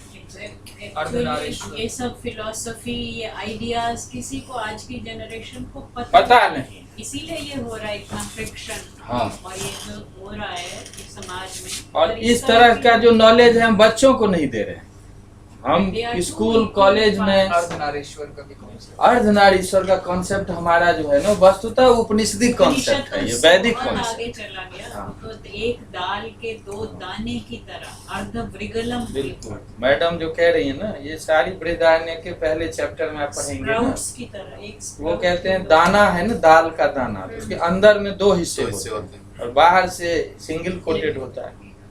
तो जब सिंगल कोटेड है तो वो सिंगुलर प्रिंसिपल है, वो अपने को दो भागों में डिवाइड कर दिया, तो वैसे जैसे दाल के अंदर में दो हिस्से। ये शब्द है उसमें। ये अर्धवृगल पेड़ एक हिस्से से होता नहीं है, दोनों ही सिंगुलर दबाए। इसीलिए अपने पिएंगे तो देखेंगे निकलता ना है। ओरिजिनल जो हमारा थॉट है ना, वो है कि स्त्री पुरुष मिल के एक यूनिट है, और इसमें ना कोई छोटा है ना बड़ा है, दोनों पैरेलल है, दोनों एक दूसरे को पूरक है, बेटर या वर्स, कोई चर्चा नहीं है। इक्वल। ये हमारा वैदिक पोजीशन है। इसीलिए आप देखेंगे कि दुनिया में भारत एक ऐसी जगह है जहाँ पे वेद की स्त्री ऋषिका है। आपको किसी कल्चर के किसी टेक्स्ट में स्त्री जो है वो टेक्स्ट नहीं बनाई। भारत में आप देखेंगे कि वेद में, वेद सबसे पवित्र ग्रंथ है, उसकी जो रचयित्री है वो स्त्री है। और आज भी हमारे पास वेद जो है वो स्त्री के द्वारा रचा हुआ है। तो इन चीजों को हम चूंकि हम बताते नहीं किसी को, तो हम और चीज दिमाग में रखते हैं और उसकी वो हमारे व्यवहार पे भी असर डालता है। यदि थोड़ा भी हमारे अंदर ये रहे तो बहुत सारी चीजों से तो अपने आप हम बच जाएंगे, लेकिन वो नहीं हो पा रहा है। तो यिन और यांग, यिन और यांग, ये जो ताओइज्म है उसमें है, लेकिन वहाँ भी वो साइडलाइंड है। वहाँ जो मेन है वो कन्फ्यूशियनिज्म है, वो डोमिनेट किया है थ्रू आउट। लेकिन नेचर बेस्ड यदि थॉट है चाइना में तो वो ताओइज्म है, जो लाओ त्से थे उसके, और उसके बाद जो है वो, तो उसमें वैसा है। तो एक ही, उसमें भी एक ही है, दो मछलियां बनी है और एक मछली का मुंह नीचे है, एक का पैर ऊपर है, दोनों गोले कार में, दोनों गोल है और दोनों में दोनों है। दोनों में दोनों है। वही ये व्हाइट यांग वाले में प्रिंसिपल का ब्लैक मतलब पॉइंट वही है दोनों और ब्लैक में व्हाइट पॉइंट है। जी एकदम ठीक बात। और उसमें भी है ना, ताओ जो कहते हैं ना, ताओ इज इक्वल टू ब्रह्म। अभी ये जो ताओ, वो ताओ ते चिंग है ना उनकी पुस्तक, ताओ ते चिंग, तो उसमें भी ताओ जो है वो ब्रह्म के इक्वल है। और लोअर ताओ जो है वो फंक्शनल है, अपर ताओ जो है उसको कहेंगे निर्गुण, और जो लोअर ताओ का मतलब equipped with yin yang principle. तब तो नहीं है। हाँ। मतलब वही है। आप, मैंने एक पेपर लिखा है 15-20 पेज का, उसका दोनों का कंपैरेटिव किया है उपनिषद उसका। तो वो है, वो उपनिषद के बहुत क्लोज है, और वो देखेंगे तो आपको वही फिर प्रकृति, नेचर बेस्ड सारी चीज। तो इन सारी चीजों को हम, ये जो फेमिनिज्म का इशू है, ये मुझे लगता है कि उपनिषदी ज्ञान जो है वो सब जगह पढ़ाई जानी चाहिए, देना चाहिए, जिससे कि आपको ये बहुत सारी प्रॉब्लम सॉल्व हो जाएगी। तो ये नहीं दे रहे हैं, ये इसको हम इसके थ्रू कर सकते हैं, नेचर को इसके थ्रू कर सकते हैं। क्योंकि अब जो समय आ रहा है उसमें तो यही बात आ रही है कि प्रकृति की सुरक्षा तभी कर सकते हैं जब प्रकृति को अपना ही रूप मानेंगे, तो उसका आप केयर कर सकते हैं। प्रकृति को अपना रूप तो शुरू से वेद के ऋषि मानते हैं। भूटान में वो बहुत अभी भी अवेलेबल है, लोग जो हैं भूटान वो के ज्यादा अलाउ नहीं करें प्लास्टिक हाँ, और नदी कोई कुछ भी होता है, दे क्लीन अप एवरीथिंग। वो छोटा देश है, लेकिन वो इन चीजों को अलाउ नहीं कर, इंडस्ट्री वगैरह को ज्यादा नहीं दे रहे ना हमने तो परमिशन। पश्चिमी सभ्यता हमने तो अपना ली है ना पूरी तरह से इनको, इसीलिए ये सारी हमारी जो चीज है वो किसी के को न कोई इससे मतलब नहीं। आज के समय में जो कुछ भी हमारे अंदर बचा है वो घर के संस्कार के थ्रू बचा है। अगली पीढ़ी में तो वो भी हाँ, अगली पीढ़ी में तो वो भी, चूंकि पेरेंट्स भी वेस्टर्न नॉलेज से जुड़ गए हैं, तो अभी तक पुरानी पीढ़ी जो थी उनको संस्कार था तो बच्चों को बताते थे। अब वो जो नई पीढ़ी है वो संस्कार भी भूलते जा रहे हैं। तो इसलिए यदि सबको ठीक रखना है तो ये नॉलेज जरूर आना चाहिए सोसाइटी में, अदरवाइज तो समस्या ही समस्या। तो ये उपनिषद जो है, ऐसे उपनिषदों की संख्या काफी है, लेकिन अधिकतर जो प्रिंसिपल उपनिषद के रूप में जिसको हम मानते हैं ना, वो 18 है, तो जिसको राधा कृष्णन मानते हैं, और मैक्सिमम 18 है। मिनिमम तो 10 है जो आदि शंकराचार्य ने जिस पे भाष्य लिखा है, तो 18, फिर कोई लोग 14 मानते हैं, कोई 12 मानते हैं, 13 भी मानते हैं, फिर कई 11 मानते हैं, और 10 जो है वो मिनिमम। तो वैसे उपनिषद तो अभी जो आप देखेंगे तो 289 के आसपास है, और उसमें भी फिर कहते हैं कि 108 है। जो मुक्तिकोपनिषद एक है, उसमें कहते हैं कि 108 जो है वो मुख्य उपनिषद है। लेकिन जो अभी हमारे पास जिसको जो एक यूनिवर्सिटी लेवल पे जो बात है, उसमें है कि जैसे राधा कृष्णन ने जो उनकी जो उपनिषद प्रिंसिपल उपनिषद बुक है उनकी, तो उसमें 18 उपनिषद को उन्होंने लिया, ठीक है। और जो मिनिमम है प्रिंसिपल उपनिषद में वो है 10, क्योंकि उस पे आदि शंकराचार्य का भाष्य है। तो आदि शंकराचार्य का भाष्य चूंकि पहला भाष्य है वो, उससे पहले कोई कमेंट्री अवेलेबल नहीं है उपनिषद पे, इसीलिए ऐसा माना जाता है कि 10 ही प्रिंसिपल उपनिषद है, क्योंकि उन्होंने इसी पे कमेंट किया। प्रिंसिपल उपनिषद का मतलब ये है कि नॉन सेक्टेरियन उपनिषद। नॉन सेक्टेरियन का मतलब है कि इसमें किसी धर्म का आपको कोई चर्चा नहीं मिलेगी, किसी धर्म का नहीं। इसमें सिर्फ आत्मा की चर्चा है।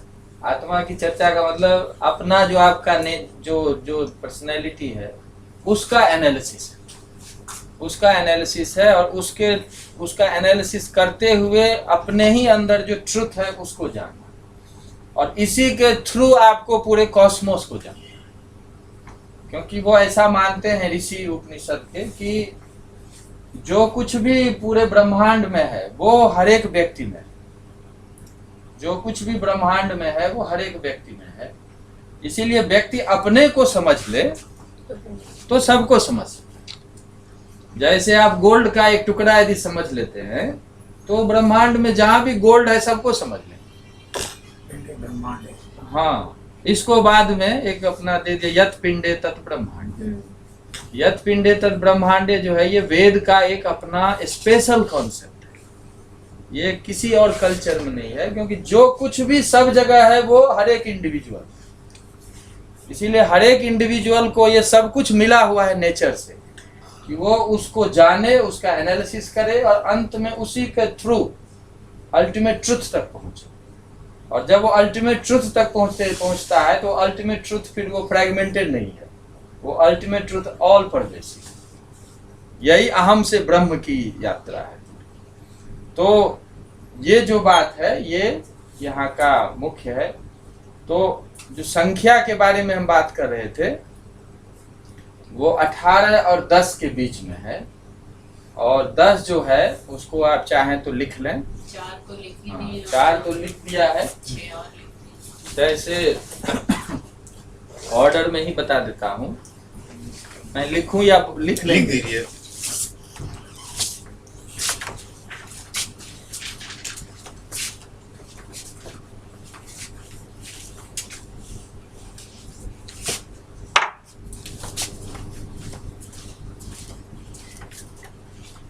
ईश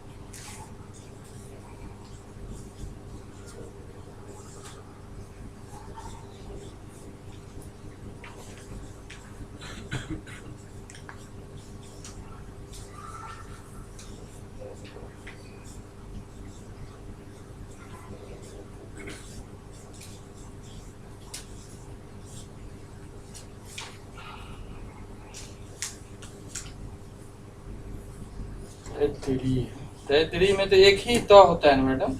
नहीं, डबल तिर से है। हाँ डबल है। तो क्या ये लास्ट वाला क्या है? तैतरी तैतरी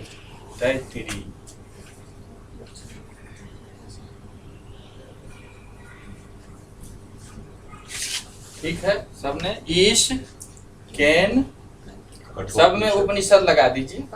ईश उपनिषद, कैन उपनिषद, कठ उपनिषद, प्रश्न, मुंडक, मांडुक्य, बृहदारण्यक, छांदोग्य, ऐतरेय और तैत्तिरीय। सर इनके ऑर्डर का क्या लॉजिक है? ऑर्डर का लॉजिक है कि इसी ऑर्डर में हमें मंत्र मिलता है। जो याद मुक्ति करना मुक्ति है को कि उपनिषद है ना, छोटा नाम पहले है, कुछ हाँ। क्रम है उसका, उसका श्लोक ऑर्डर है। श्लोक बना हुआ है उसका। जिस ऑर्डर में हमें मिला है उसी ऑर्डर में बता रहा। ऑर्डर क्यों ऐसा है बोध में हम क्वेश्चन भी क्यों करें, जो है वो हम एक्सेप्ट करें। ठीक है, छोटा बड़ा जो है वो एक तर्क है, उसमें हो सकता है। तो जो मंत्र है ना अवेलेबल, उस मंत्र में इसी ऑर्डर में दिया मुक्ति को उपनिषद। तो एक ये है। एक बात जो और इसमें समझने की है कि जो हमारा वेद है ना, उस वेद में उपनिषद के दो रूप हैं। पूरे वैदिक वांग्मय में उपनिषद के दो रूप। एक उपनिषद जो है वो आपको मिलेगा संहिता, ठीक है, और कुछ उपनिषद मिलेगा आपको ब्राह्मण। दोनों लेवल पे मिलता है। तो ये इसको उपनिषद को आप दोनों में देखेंगे। उपनिषद का इसके बाद में आता हूं, पहले ये जान लें कि जैसे इसमें ईश उपनिषद है, पहला उपनिषद है ना, ये संहिता का पार्ट है, ठीक है ना, जो पहला वेद का टेक्स्ट है ना उसका पार्ट। लेकिन आप दूसरा देखेंगे, बृहदारण्यक देखेंगे और देखेंगे तो ये ब्राह्मण का पार्ट, ठीक है। जैसे केन उपनिषद भी तबलकार शाखा, ये भी संहिता का पार्ट है। मुंडकोपनिषद जैसे देखेंगे अथर्व संहिता का पार्ट। तो दो लेवल का है उपनिषद का। एक तो है कि संहिता है, संहिता का कोई ऐसा पार्ट है जो आत्मा और ब्रह्म का एनालिसिस करे, उसको हम उपनिषद मानते हैं। दूसरा जो है ब्राह्मण का पार्ट, उसमें भी वही इशू। तो इसका मतलब है कि वेद के वैदिक पूरे साहित्य में जहां जहां भी इशूज आत्मा और परमात्मा की बात आती है, यानी इंडिविजुअल और कॉस्मोस का जो नेचर क्या है, उसका जब एनालिसिस की बात आती है वो उपनिषद। उपनिषद आपका कहने का तात्पर्य यह है कि संहिता में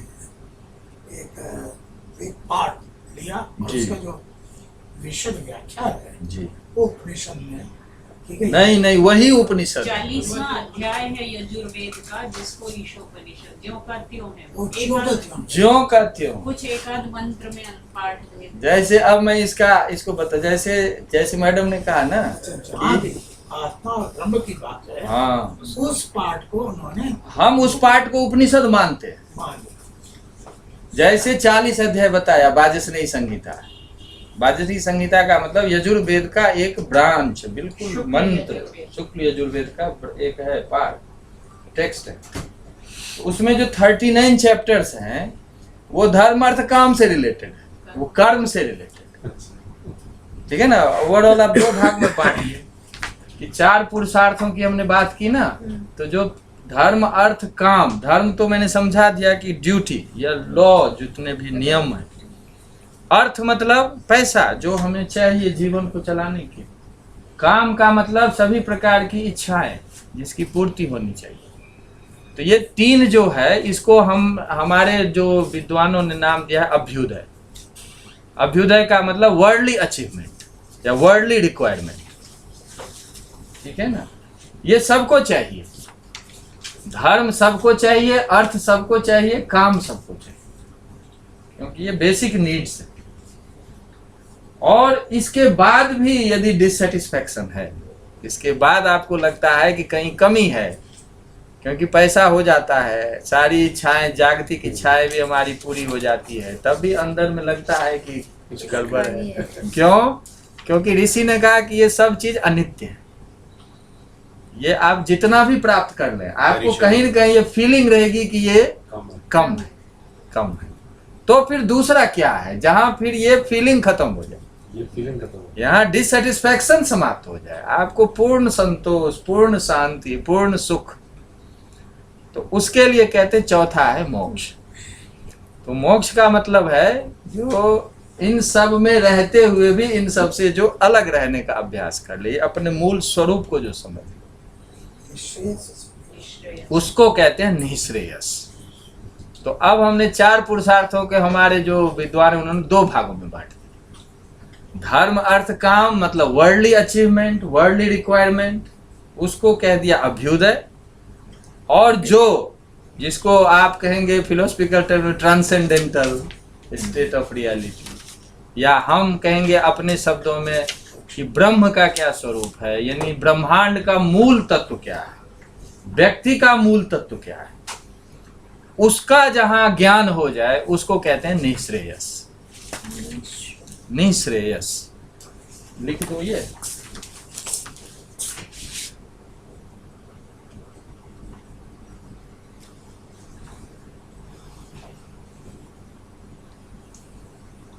इसका मतलब है कि उपनिषद की रचना अलग से नहीं हुई है। नहीं, वही तो बता रहा हूँ ना। तो संहिता में जो विशेष मोक्ष से संबंधित जी जो जी, सेंस बस है, वही उसको जी दिखाई जी दिया, जी, उसको बिल्कुल। सर एक और एक सेकंड भेद आता है, जैसे वो ब्राह्मण उसी की व्याख्या है। सर जैसे एक और भेद आता गद्य में है ब्राह्मण संहिता अरण्यक उपनिषद, तो इसमें उपनिषद को अलग कर दिया और 3 बोल नहीं, ये अंडरस्टैंडिंग ठीक थी। देखिए ब्राह्मण संहिता में भी उपनिषद है, संहिता में भी उपनिषद है और ब्राह्मण में भी उपनिषद, दोनों में उपनिषद है। इसका मतलब ये है कि संहिता हो या ब्राह्मण हो, आपने जहां भी अभ्युदय संबंधी बात है, यानी धर्म अर्थ काम संबंधी बात है, ये भी ऋषि ने तय किया हुआ है कि धर्म अर्थ काम या अभ्युदय केवल कर्म पर आधारित है। यू कैन अचीव अभ्युदय थ्रू योर एक्शन। ठीक है ना, आप काम करके इसको प्राप्त कर सकते हैं। लेकिन जो दूसरा है अब निःश्रेयस, वो ज्ञान से प्राप्त कर सकते हैं। ठीक है, तो ये जैसे अभी मैडम ने कहा कि 40 अध्याय वाला वाजस्नेयी संहिता है, यजुर्वेद है, उसका जो 39 अध्याय है वो कर्म से संबंधित है, यानी धर्म अर्थ काम से संबंधित है। 40वां अध्याय जो है वो आत्मज्ञान, ब्रह्म ज्ञान या जो पूरे ब्रह्मांड का जो विश्लेषण है उससे है, वो उपनिषद है। ब्राह्मण का भी कोई ऐसा भाग हो जो पहला पार्ट जो है वो अभ्युदय को डील कर रहा है, तो वो उपनिषद नहीं कहलाएगा। उसी का एक पार्ट यदि इस इशू को डील कर रहा हो तो वो उपनिषद कहलाएगा। तो जैसे आपको बताया मैं कि इस उपनिषद जो है ना, ये यजुर्वेद संहिता है। जैसे केन उपनिषद भी आप पढ़ेंगे, ये तवलकार शाखा सामवेद संहिता है।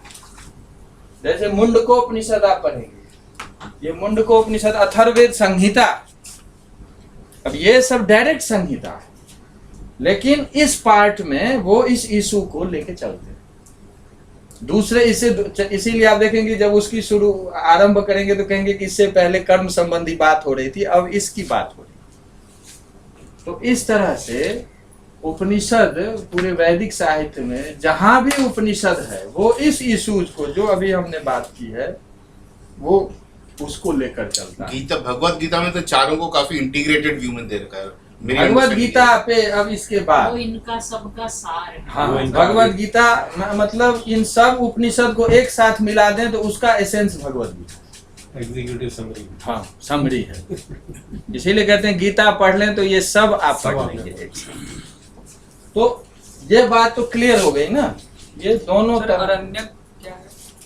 अरण्यक वो स्थिति है जहां आप जो कर्म और ज्ञान के बीच की स्थिति है, जहां कर्म जो है प्रधान है लेकिन ज्ञान का विश्लेषण शुरू हो। ठीक है, अरण्यक में भी उपनिषद हो सकते हैं। हाँ जी, बृहदारण्यक है ना, नाम ही है बृहदारण्यक। आरण्यक भी है, उपनिषद भी है तो, लेकिन तैत्रीय आरण्यक अलग है। डिफरेंस क्या आरण्यक और उपनिषद? सर ये जो स्ट्रक्चर है ना chronological सर, ये difference स्ट्रक्चर है। I am not understand. Like we have 4 Vedas, वो अल्टीमेट हुआ। फिर ये 4 वेदास जो है ना, तो वेदास जो है उसके साथ उसके टेक्स्ट और भी है। ओके, जैसे मैंने कहा वेद के बाद ब्राह्मण है, हम्म, उसी को एक्सप्लेन करता है। फिर उसके बाद अरण्यक है, उसके बाद उपनिषद है। इन सबको मिलाकर हम कहते हैं ये वैदिक साहित्य है, क्योंकि वैदिक वाङ्मय है। क्योंकि इनके जो लोग हैं ना उनको ऋषि कहते हैं, उसके बाद जो है वो ऋषि नहीं है।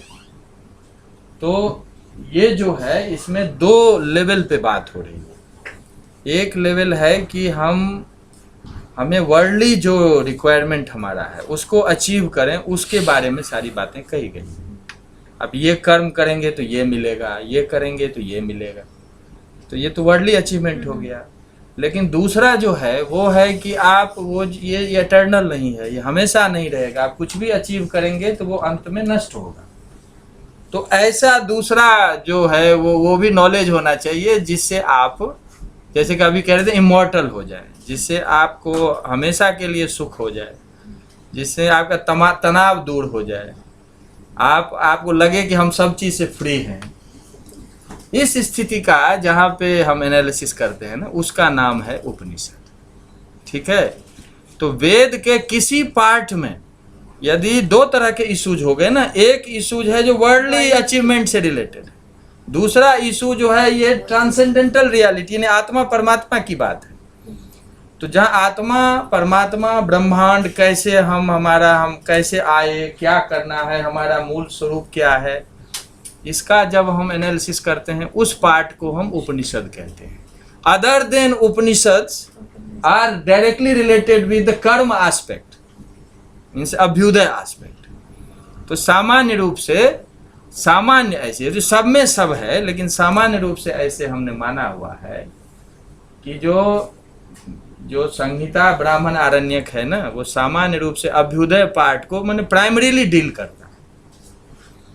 उपनिषद जो है वो प्राइमरीली यस इसको डील करता है। इसलिए सर दर्शन शास्त्र में से कर्म कांड और ज्ञान कांड। जी, इसलिए अब मुझे जैसे लगता है कि एक आपको हल्का सा पिक्चर सामने आया होगा कि वैदिक जब हम वाङ्मय कहते हैं तो हमारा क्या मतलब है। जो आपने बताया वैदिक वाङ्मय में 4 बातें, संहिता, ब्राह्मण, आरण्यक, जी। लेकिन जो समझ में आ रही है बात वो ये कि ये जो 3 है, संहिता, आरण्यक और ब्राह्मण, इनकी तो रचना हुई है, लेकिन उपनिषद तो वहीं से एक्सटेंड करके अलग से ले लिया गया। क्योंकि अलग से रचना नहीं है। नहीं, रचना तो फिर ये दूसरा इशू हो गया। रचना हुई नहीं। ये रचना जो है ना, ये आप वो एक पिटारा खोल रहे हैं। वो तो सुविधा। हम इस सब को ना पूरे वैदिक वाङ्मय को अपौरुषेय मानते हैं। वर्षे है, लेकिन कहीं भी किसी ने बोला है, कुछ भी किया है। प्रश्न ये है कि जो उपनिषद वाला पाठ है वो तो आरण्यक संहिता से ही निकाल के आया है। वो उसी का हिस्सा है, हाँ, कोई चौथा नहीं है वो। तो वो कोई अलग से नहीं है। अलग से वो नहीं। तो केवल अध्ययन समझाने के लिए, ये सारी चीज समझाने के लिए आपको बताया जा रहा है कि हमारे ऋषि ने दो भागों में बांटा है। एक तरफ से, एक तो हमारा जो जीवन की आवश्यकता है उसको एक तरह से कैसे प्राप्त करें, वो एक चीज, और उसको प्राप्त करने के बाद भी हमें फील हो कि हम अभी सेटिस्फेक्शन पूरा नहीं हुआ है, हम अब कमी महसूस कर रहे हैं, हमें और चाहिए, तो कहते हैं कि आपको इस चीज का एनालिसिस करें या इसका ज्ञान हो तो वो भी पूरा हो जाएगा। उसके बाद किसी चीज को प्राप्त करने की या जानने की आपकी इच्छा शेष नहीं बचेगी। एक स्पष्टीकरण शायद और आप कर दिए कि जैसे ईश तो पूरी तरह से ज्यों का त्यों उठा लिया इस संहिता से, लेकिन केन और मुंडक में मतलब भाव या एक आध नहीं, ये भी तवलकार शाखा का 9वां अध्याय है। एग्जैक्टली। मुंडक में कुछ मंत्र हैं, एक वासुपर्णा है, जैसे बाकी तो कुछ परवर्ती भी होंगे। वो तो मंत्र देख लेंगे, लेकिन अभी जो जितना है ना, जो बात है वो मुंडक को अथर्व संहिता का वो पार्ट, और जैसे तवलकार शाखा केनो, ये तवलकार 9वां अध्याय है उसका। जैसे इसका 18वां ये 40वां अध्याय है ना, ये वाजस्नेयी संहिता, वो तो क्लियर। वैसे तवलकार शाखा का 9वां अध्याय है, और ये जो मुंडक है ये अथर्व संहिता का वो पार्ट है। वो तुम्हें अथर्वेद ला के दिखा दूँ, पूरे का पूरा जो कर कौन सी शाखा का, वो भी वो मैं ला के दिखाऊंगा। शाखा वो हो है सकता है वो तब है उसमें। वो है मुंडकोपनिषद को संहितोपनिषद माना जाता है। वो तो ठीक है, जैसे द्वासुपर्णा संयोजा, ये तो मंत्र आया है उसमें। तो ये अथर्ववेद में एज इट इज है, नहीं, वो तो मैं कह रही हूँ, लेकिन सारे के सारे मंत्र हैं क्या अथर्ववेद? वो चेक करके बता वो देते मुझे हैं। मतलब लेकिन इसको भी संहितोपनिषद के क्रम में माना जाता है। संहिता का मतलब कि जो वैदिक संहिता है ना, उसका पार्ट। ये चेक हो सकता है कोई और शाखा हो। वो अगली बार में हम इसको बता चेक दें, करके ले आएंगे। clarify कर। हाँ, सर एक बिल्कुल। क्वेश्चन और, वैदिक साहित्य की कुछ अच्छी बुक्स के नाम बता सकते हैं? कपिल देव द्विवेदी का है वैदिक साहित्य का समीक्षात्मक इतिहास, पारसनाथ द्विवेदी का वाचस्पति है, गैरोला का है। पारसनाथ द्विवेदी का है वैदिक साहित्य का इतिहास, ठीक है। वाचस्पति गैरोला का है, कपिल देव वो सब पढ़ सकते हैं। कपिल देव द्विवेदी, वाचस्पति गैरोला कपिल देव द्विवेदी, कपिल देव द्विवेदी, बलदेव उपाध्याय, उपाध्याय, पारसनाथ द्विवेदी। एक जो और मैं बताना चाहता हूँ उपनिषद के बारे में कि उपनिषद शब्द का अर्थ क्या है, जो अब शाब्दिक अर्थ जो है वो उसकी चर्चा करते हैं, क्योंकि इसके बाद अगली क्लास से हम टेक्स्ट शुरू करेंगे। उससे पहले ये भी एक दिमाग में आ जाए। देखिए, उपनिषद का जो मूल अर्थ है, अब इसमें थोड़ा मैं आचार्य शंकर को लाना चाहता हूँ। वही मिलेगा। वही मिलेगा, क्योंकि दूसरा इंटरप्रिटेशन है नहीं, अवेलेबल नहीं है, क्योंकि उनका पहला इंटरप्रिटेशन है। उपनिषद शब्द के दो अर्थ हैं। उपनिषद का एक नाम वेदांत भी है, ये सबको जानना चाहिए। उपनिषद का वेदांत क्यों नाम है? वेद के अंत में उपनिषद का ही नाम वेदांत। उपनिषद ही वेदांत है। आप जो वेदांत पढ़ रहे हैं वो वेदांत का स्कूल है, वेदांत संप्रदाय है, वेदांत नहीं। वो उपनिषद पर आधारित संप्रदाय है, इसीलिए उसको वेदांत कहते हैं। अदरवाइज वेदांत मतलब उपनिषद, ये आपका क्लियर रहना चाहिए। जैसे शंकर का अद्वैतवाद है ना, वो वेदांत का स्कूल है, लेकिन वेदांत मतलब उपनिषद। उसको वेदांत इसलिए कहते हैं क्योंकि वो उपनिषद पर ही आधारित है। ऐसे ही 10-11 जो वेदांत के संप्रदाय है ना, वो सारे वेदांत कहलाते हैं क्योंकि उपनिषद के सिद्धांत पर आते हैं। केवल अद्वैतवाद के लिए ये दिस इज स्कूल ऑफ वेदांत। ये तो वेदांत मतलब आपको पूछे कोई तो वेदांत का मतलब उपनिषद। वेदांतो नाम उपनिषद प्रमाण है। ये तो वेदांत सार का है, लेकिन वो अब ये तो वेदांत नाम क्यों पड़ा इसका? वेद के अंत में तो दो इसके हम सामान्य रूप से अर्थ लेते हैं। मूल अर्थ जो है कि वेद का मतलब होता है ज्ञान, वेद का शाब्दिक अर्थ है ज्ञान। लेकिन ज्ञान दो प्रकार का, एक ज्ञान है संसार का ज्ञान, जिसको हमने अभ्युदय की कोटि में रखा है, जो कर्म से प्राप्त किया जा सकता है। तो एक ज्ञान जो है वो है सांसारिक ज्ञान, जिसको आप एम्पिरिकल जो कहना है कह सकते हैं। लेकिन दूसरा जो ज्ञान है वो जो अंतिम ज्ञान है, जो आत्मिक ज्ञान या ब्रह्म संबंधी ज्ञान जो है, जिसको आप ट्रांसेंडेंटल नॉलेज कहते हैं, तो वो उसका दूसरा अर्थ है। तो दो में से जो उपनिषद जो आपको ज्ञान देता है वो परम ज्ञान देता है, यानी आत्मा या ब्रह्म संबंधी ज्ञान देता है।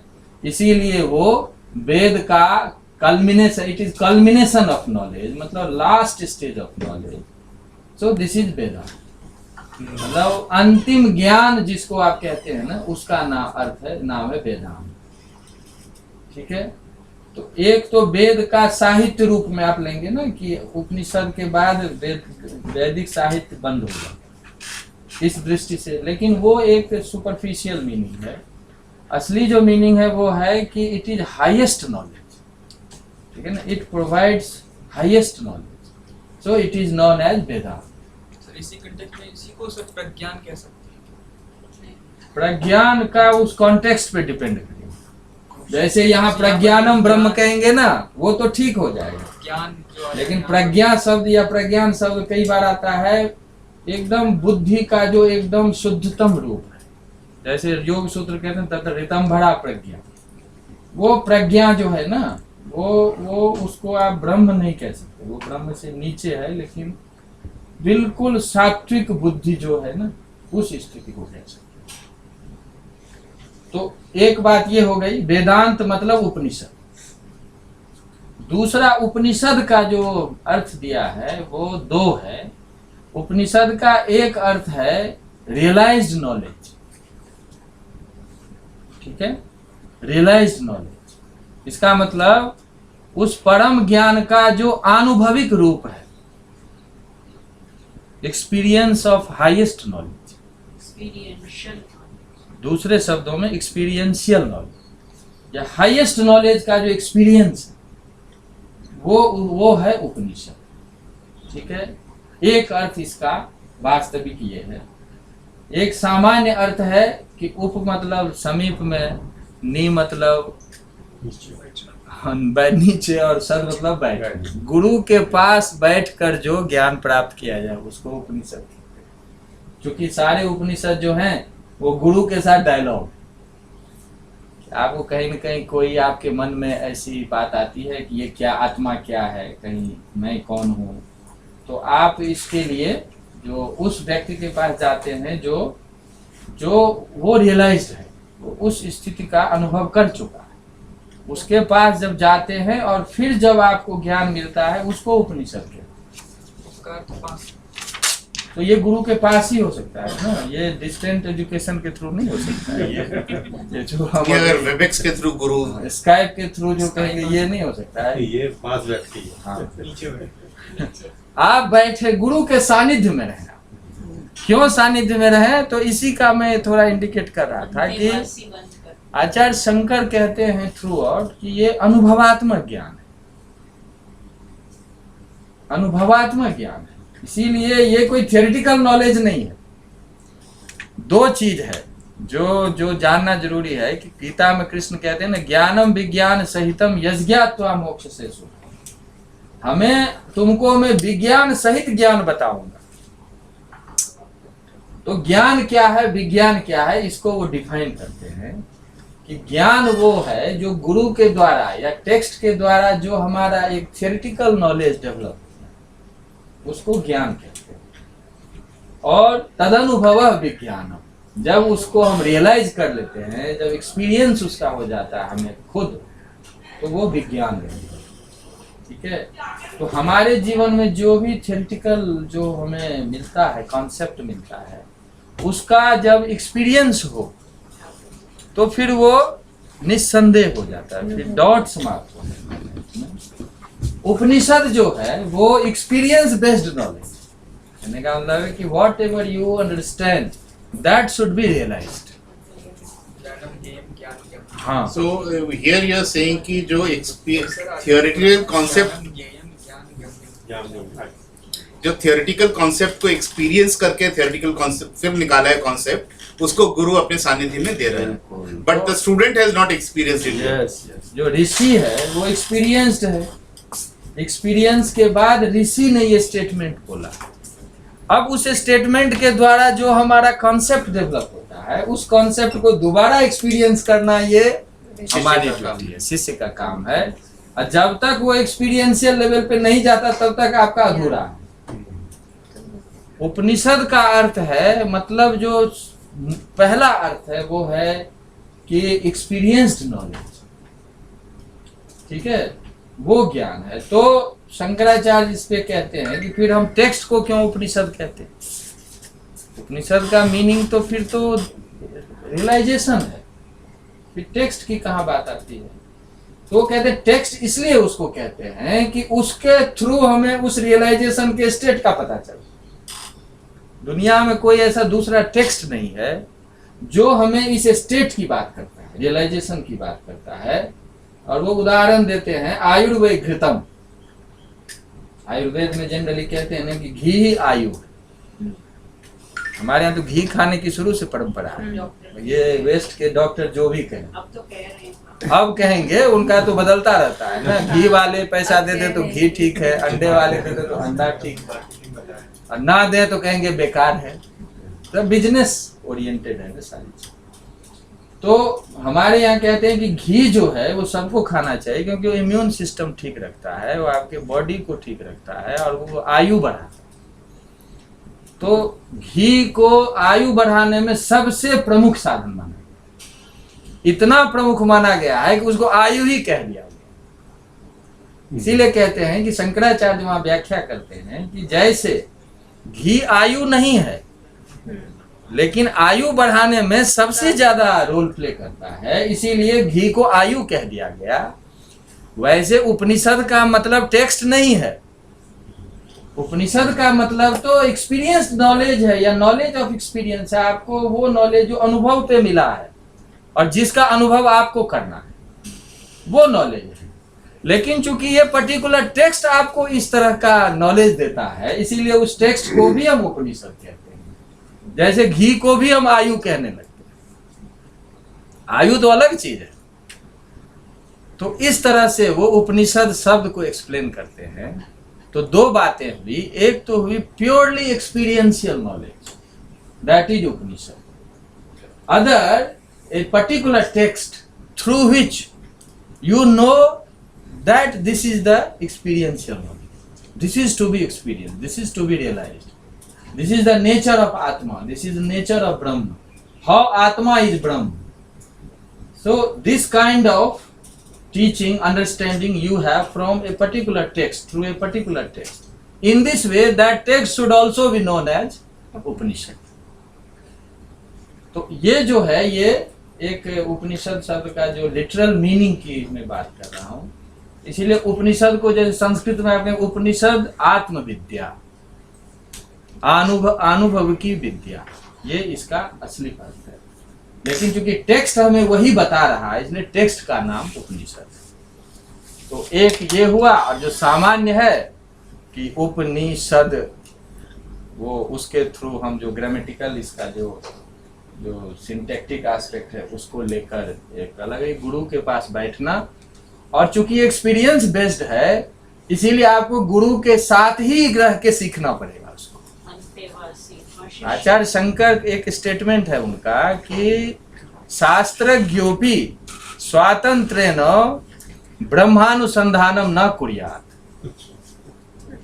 आप टेक्स्ट पढ़ लेते हैं, पढ़ ले तो भी आप एक्सपीरियंस्ड आदमी जो है उसके साथ ही बैठ के करें, अपने आप अदरवाइज करेंगे तो आप रास्ते में ही रह जाएंगे, आप कभी भी गोल तक नहीं पहुंच पाएंगे, क्योंकि एक्सपेरिमेंट बेस्ड है। तो मुंडक में भी तो है तो गुरु को हाँ। समित पाणी श्रोत्रियम हाँ बिल्कुल बिल्कुल, ये कई जगह मिलेगा आपको ये कि वो है ना, ब्रह्म विज्ञानार्थम समित तद विज्ञानार्थम समित प्राणी श्रोत्रियम ब्रह्मनिष्ठ, ये उसका है ना, मुंडक का है, मुंडक का है।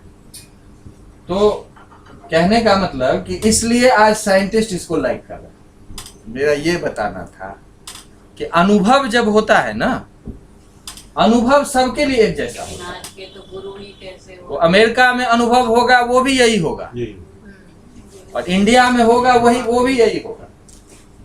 तो यदि अनुभव होता है, अनुभव वाला व्यक्ति आपको कुछ बताता है और वैसा ही अनुभव आपको हो रहा है, और आज से नहीं हो रहा है, हजारों साल से हो रहा है, अभी भी ये अलाइव ट्रेडिशन है, ये नहीं कि कोई बंद हो गया है सब कुछ।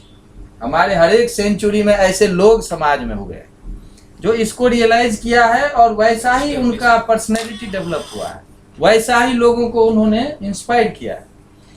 तो ये एक्सपेरिमेंट बेस्ड ट्रेडिशन है, और जो सत्य है वो भले ही आपके समाधि में जाकर हो, या उपनिषदिक मेथड से हो, या कोई लैब में साइंटिस्ट एक्सपेरिमेंट करे, वो एक्सपीरियंस एक जैसा होगा।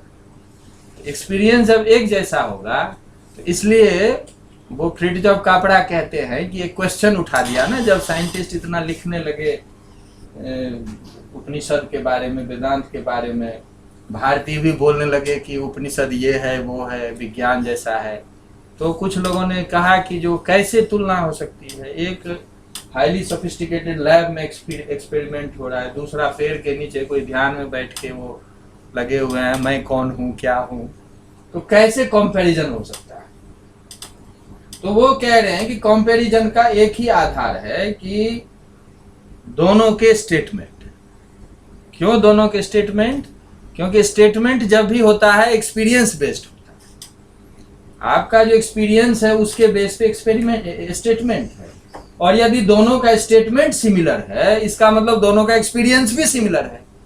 वो एक्सपीरियंस लैब के थ्रू हो सकता है, वो एक्सपीरियंस किसी को घर में हो सकता है, लेकिन if experience is the same, then statement made on the basis of that experience will also be similar. In this way we can compare.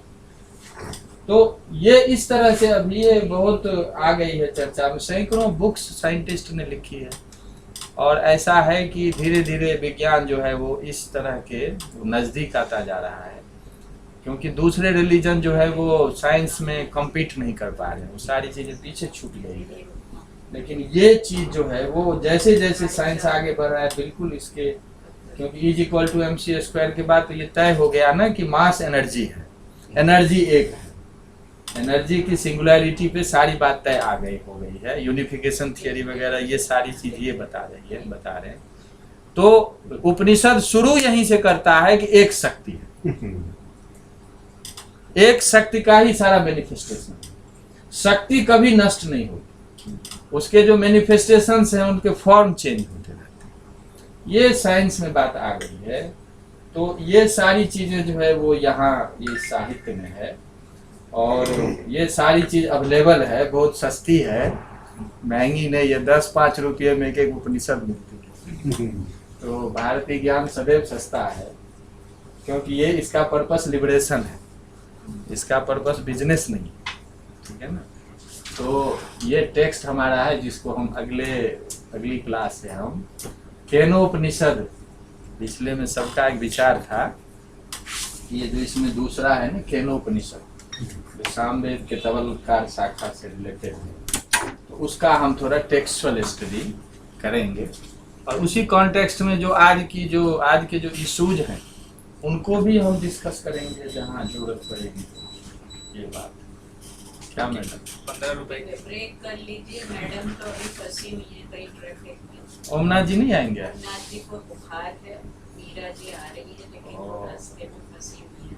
कल शाम तो मेरे ही साथ थे। आज वो अंबेडकर जयंती के कारण कई जगह ट्रैफिक जाम हो रहे हैं। बहुत बुरा हाल है। फंसी हुई काफी देर से फंसी पेट्रोल सही है। देखिए थोड़ा, नहीं तो एक शांति पाठ कराइए, उसी को पढ़ा इसका हाँ, अभी चाय का ब्रेक कर लेते हैं 15 मिनट तक। जिन लोगों ने सर्टिफिकेट लिए थे प्लीज फाइन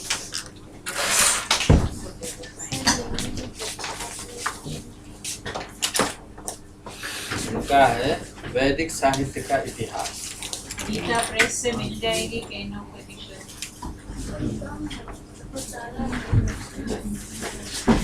वैदिक साहित्य का ये चौखंबा बेंगलोर रोड वहाँ से मिल जाएगी। गीता प्रेस ये इसमें जितनी बातें मैंने बताई ना तो इतना भी ध्यान रखना जो बहुत है, लेकिन थोड़ा नौ विषय हैं इसमें। छोटा वाला कैरी करने में नहीं आपको इतना तो समझाया ना, स्मॉलर फॉन्ट उसके बाद आपको जहाँ पूछना दोबारा भी पूछिए। हाँ कोई नहीं ये दो बार रिपीट कर देंगे ना। ये बृहदारण्यक जो है बहुत बड़ा है, बृहदारण्यक तो इतना बड़ा खुद ही है, इसलिए इसको छोड़ दिया। बृहदारण्यक बहुत अच्छा है, दो काट दिए। ये उनका शंकर का इस तरह वाली है ना, जितनी बात बताई उतनी साइंस की बात जो बताई वो नहीं मिलेगी, वो हमसे जो दोबारा पूछना है दोबारा। इससे पहले मूल होगा। ये जो है ये टेक्स्ट है, तो ये एक साथ मिलता है। जैसे ये केनोपनिषद अलग है, गीता प्रेस ना, ये इसका गीता प्रेस गोरखपुर है ना, बहुत बढ़िया है। उसमें ये 9 उपनिषद का एक साथ भी आता है, केनोपनिषद का अलग से भी आता है।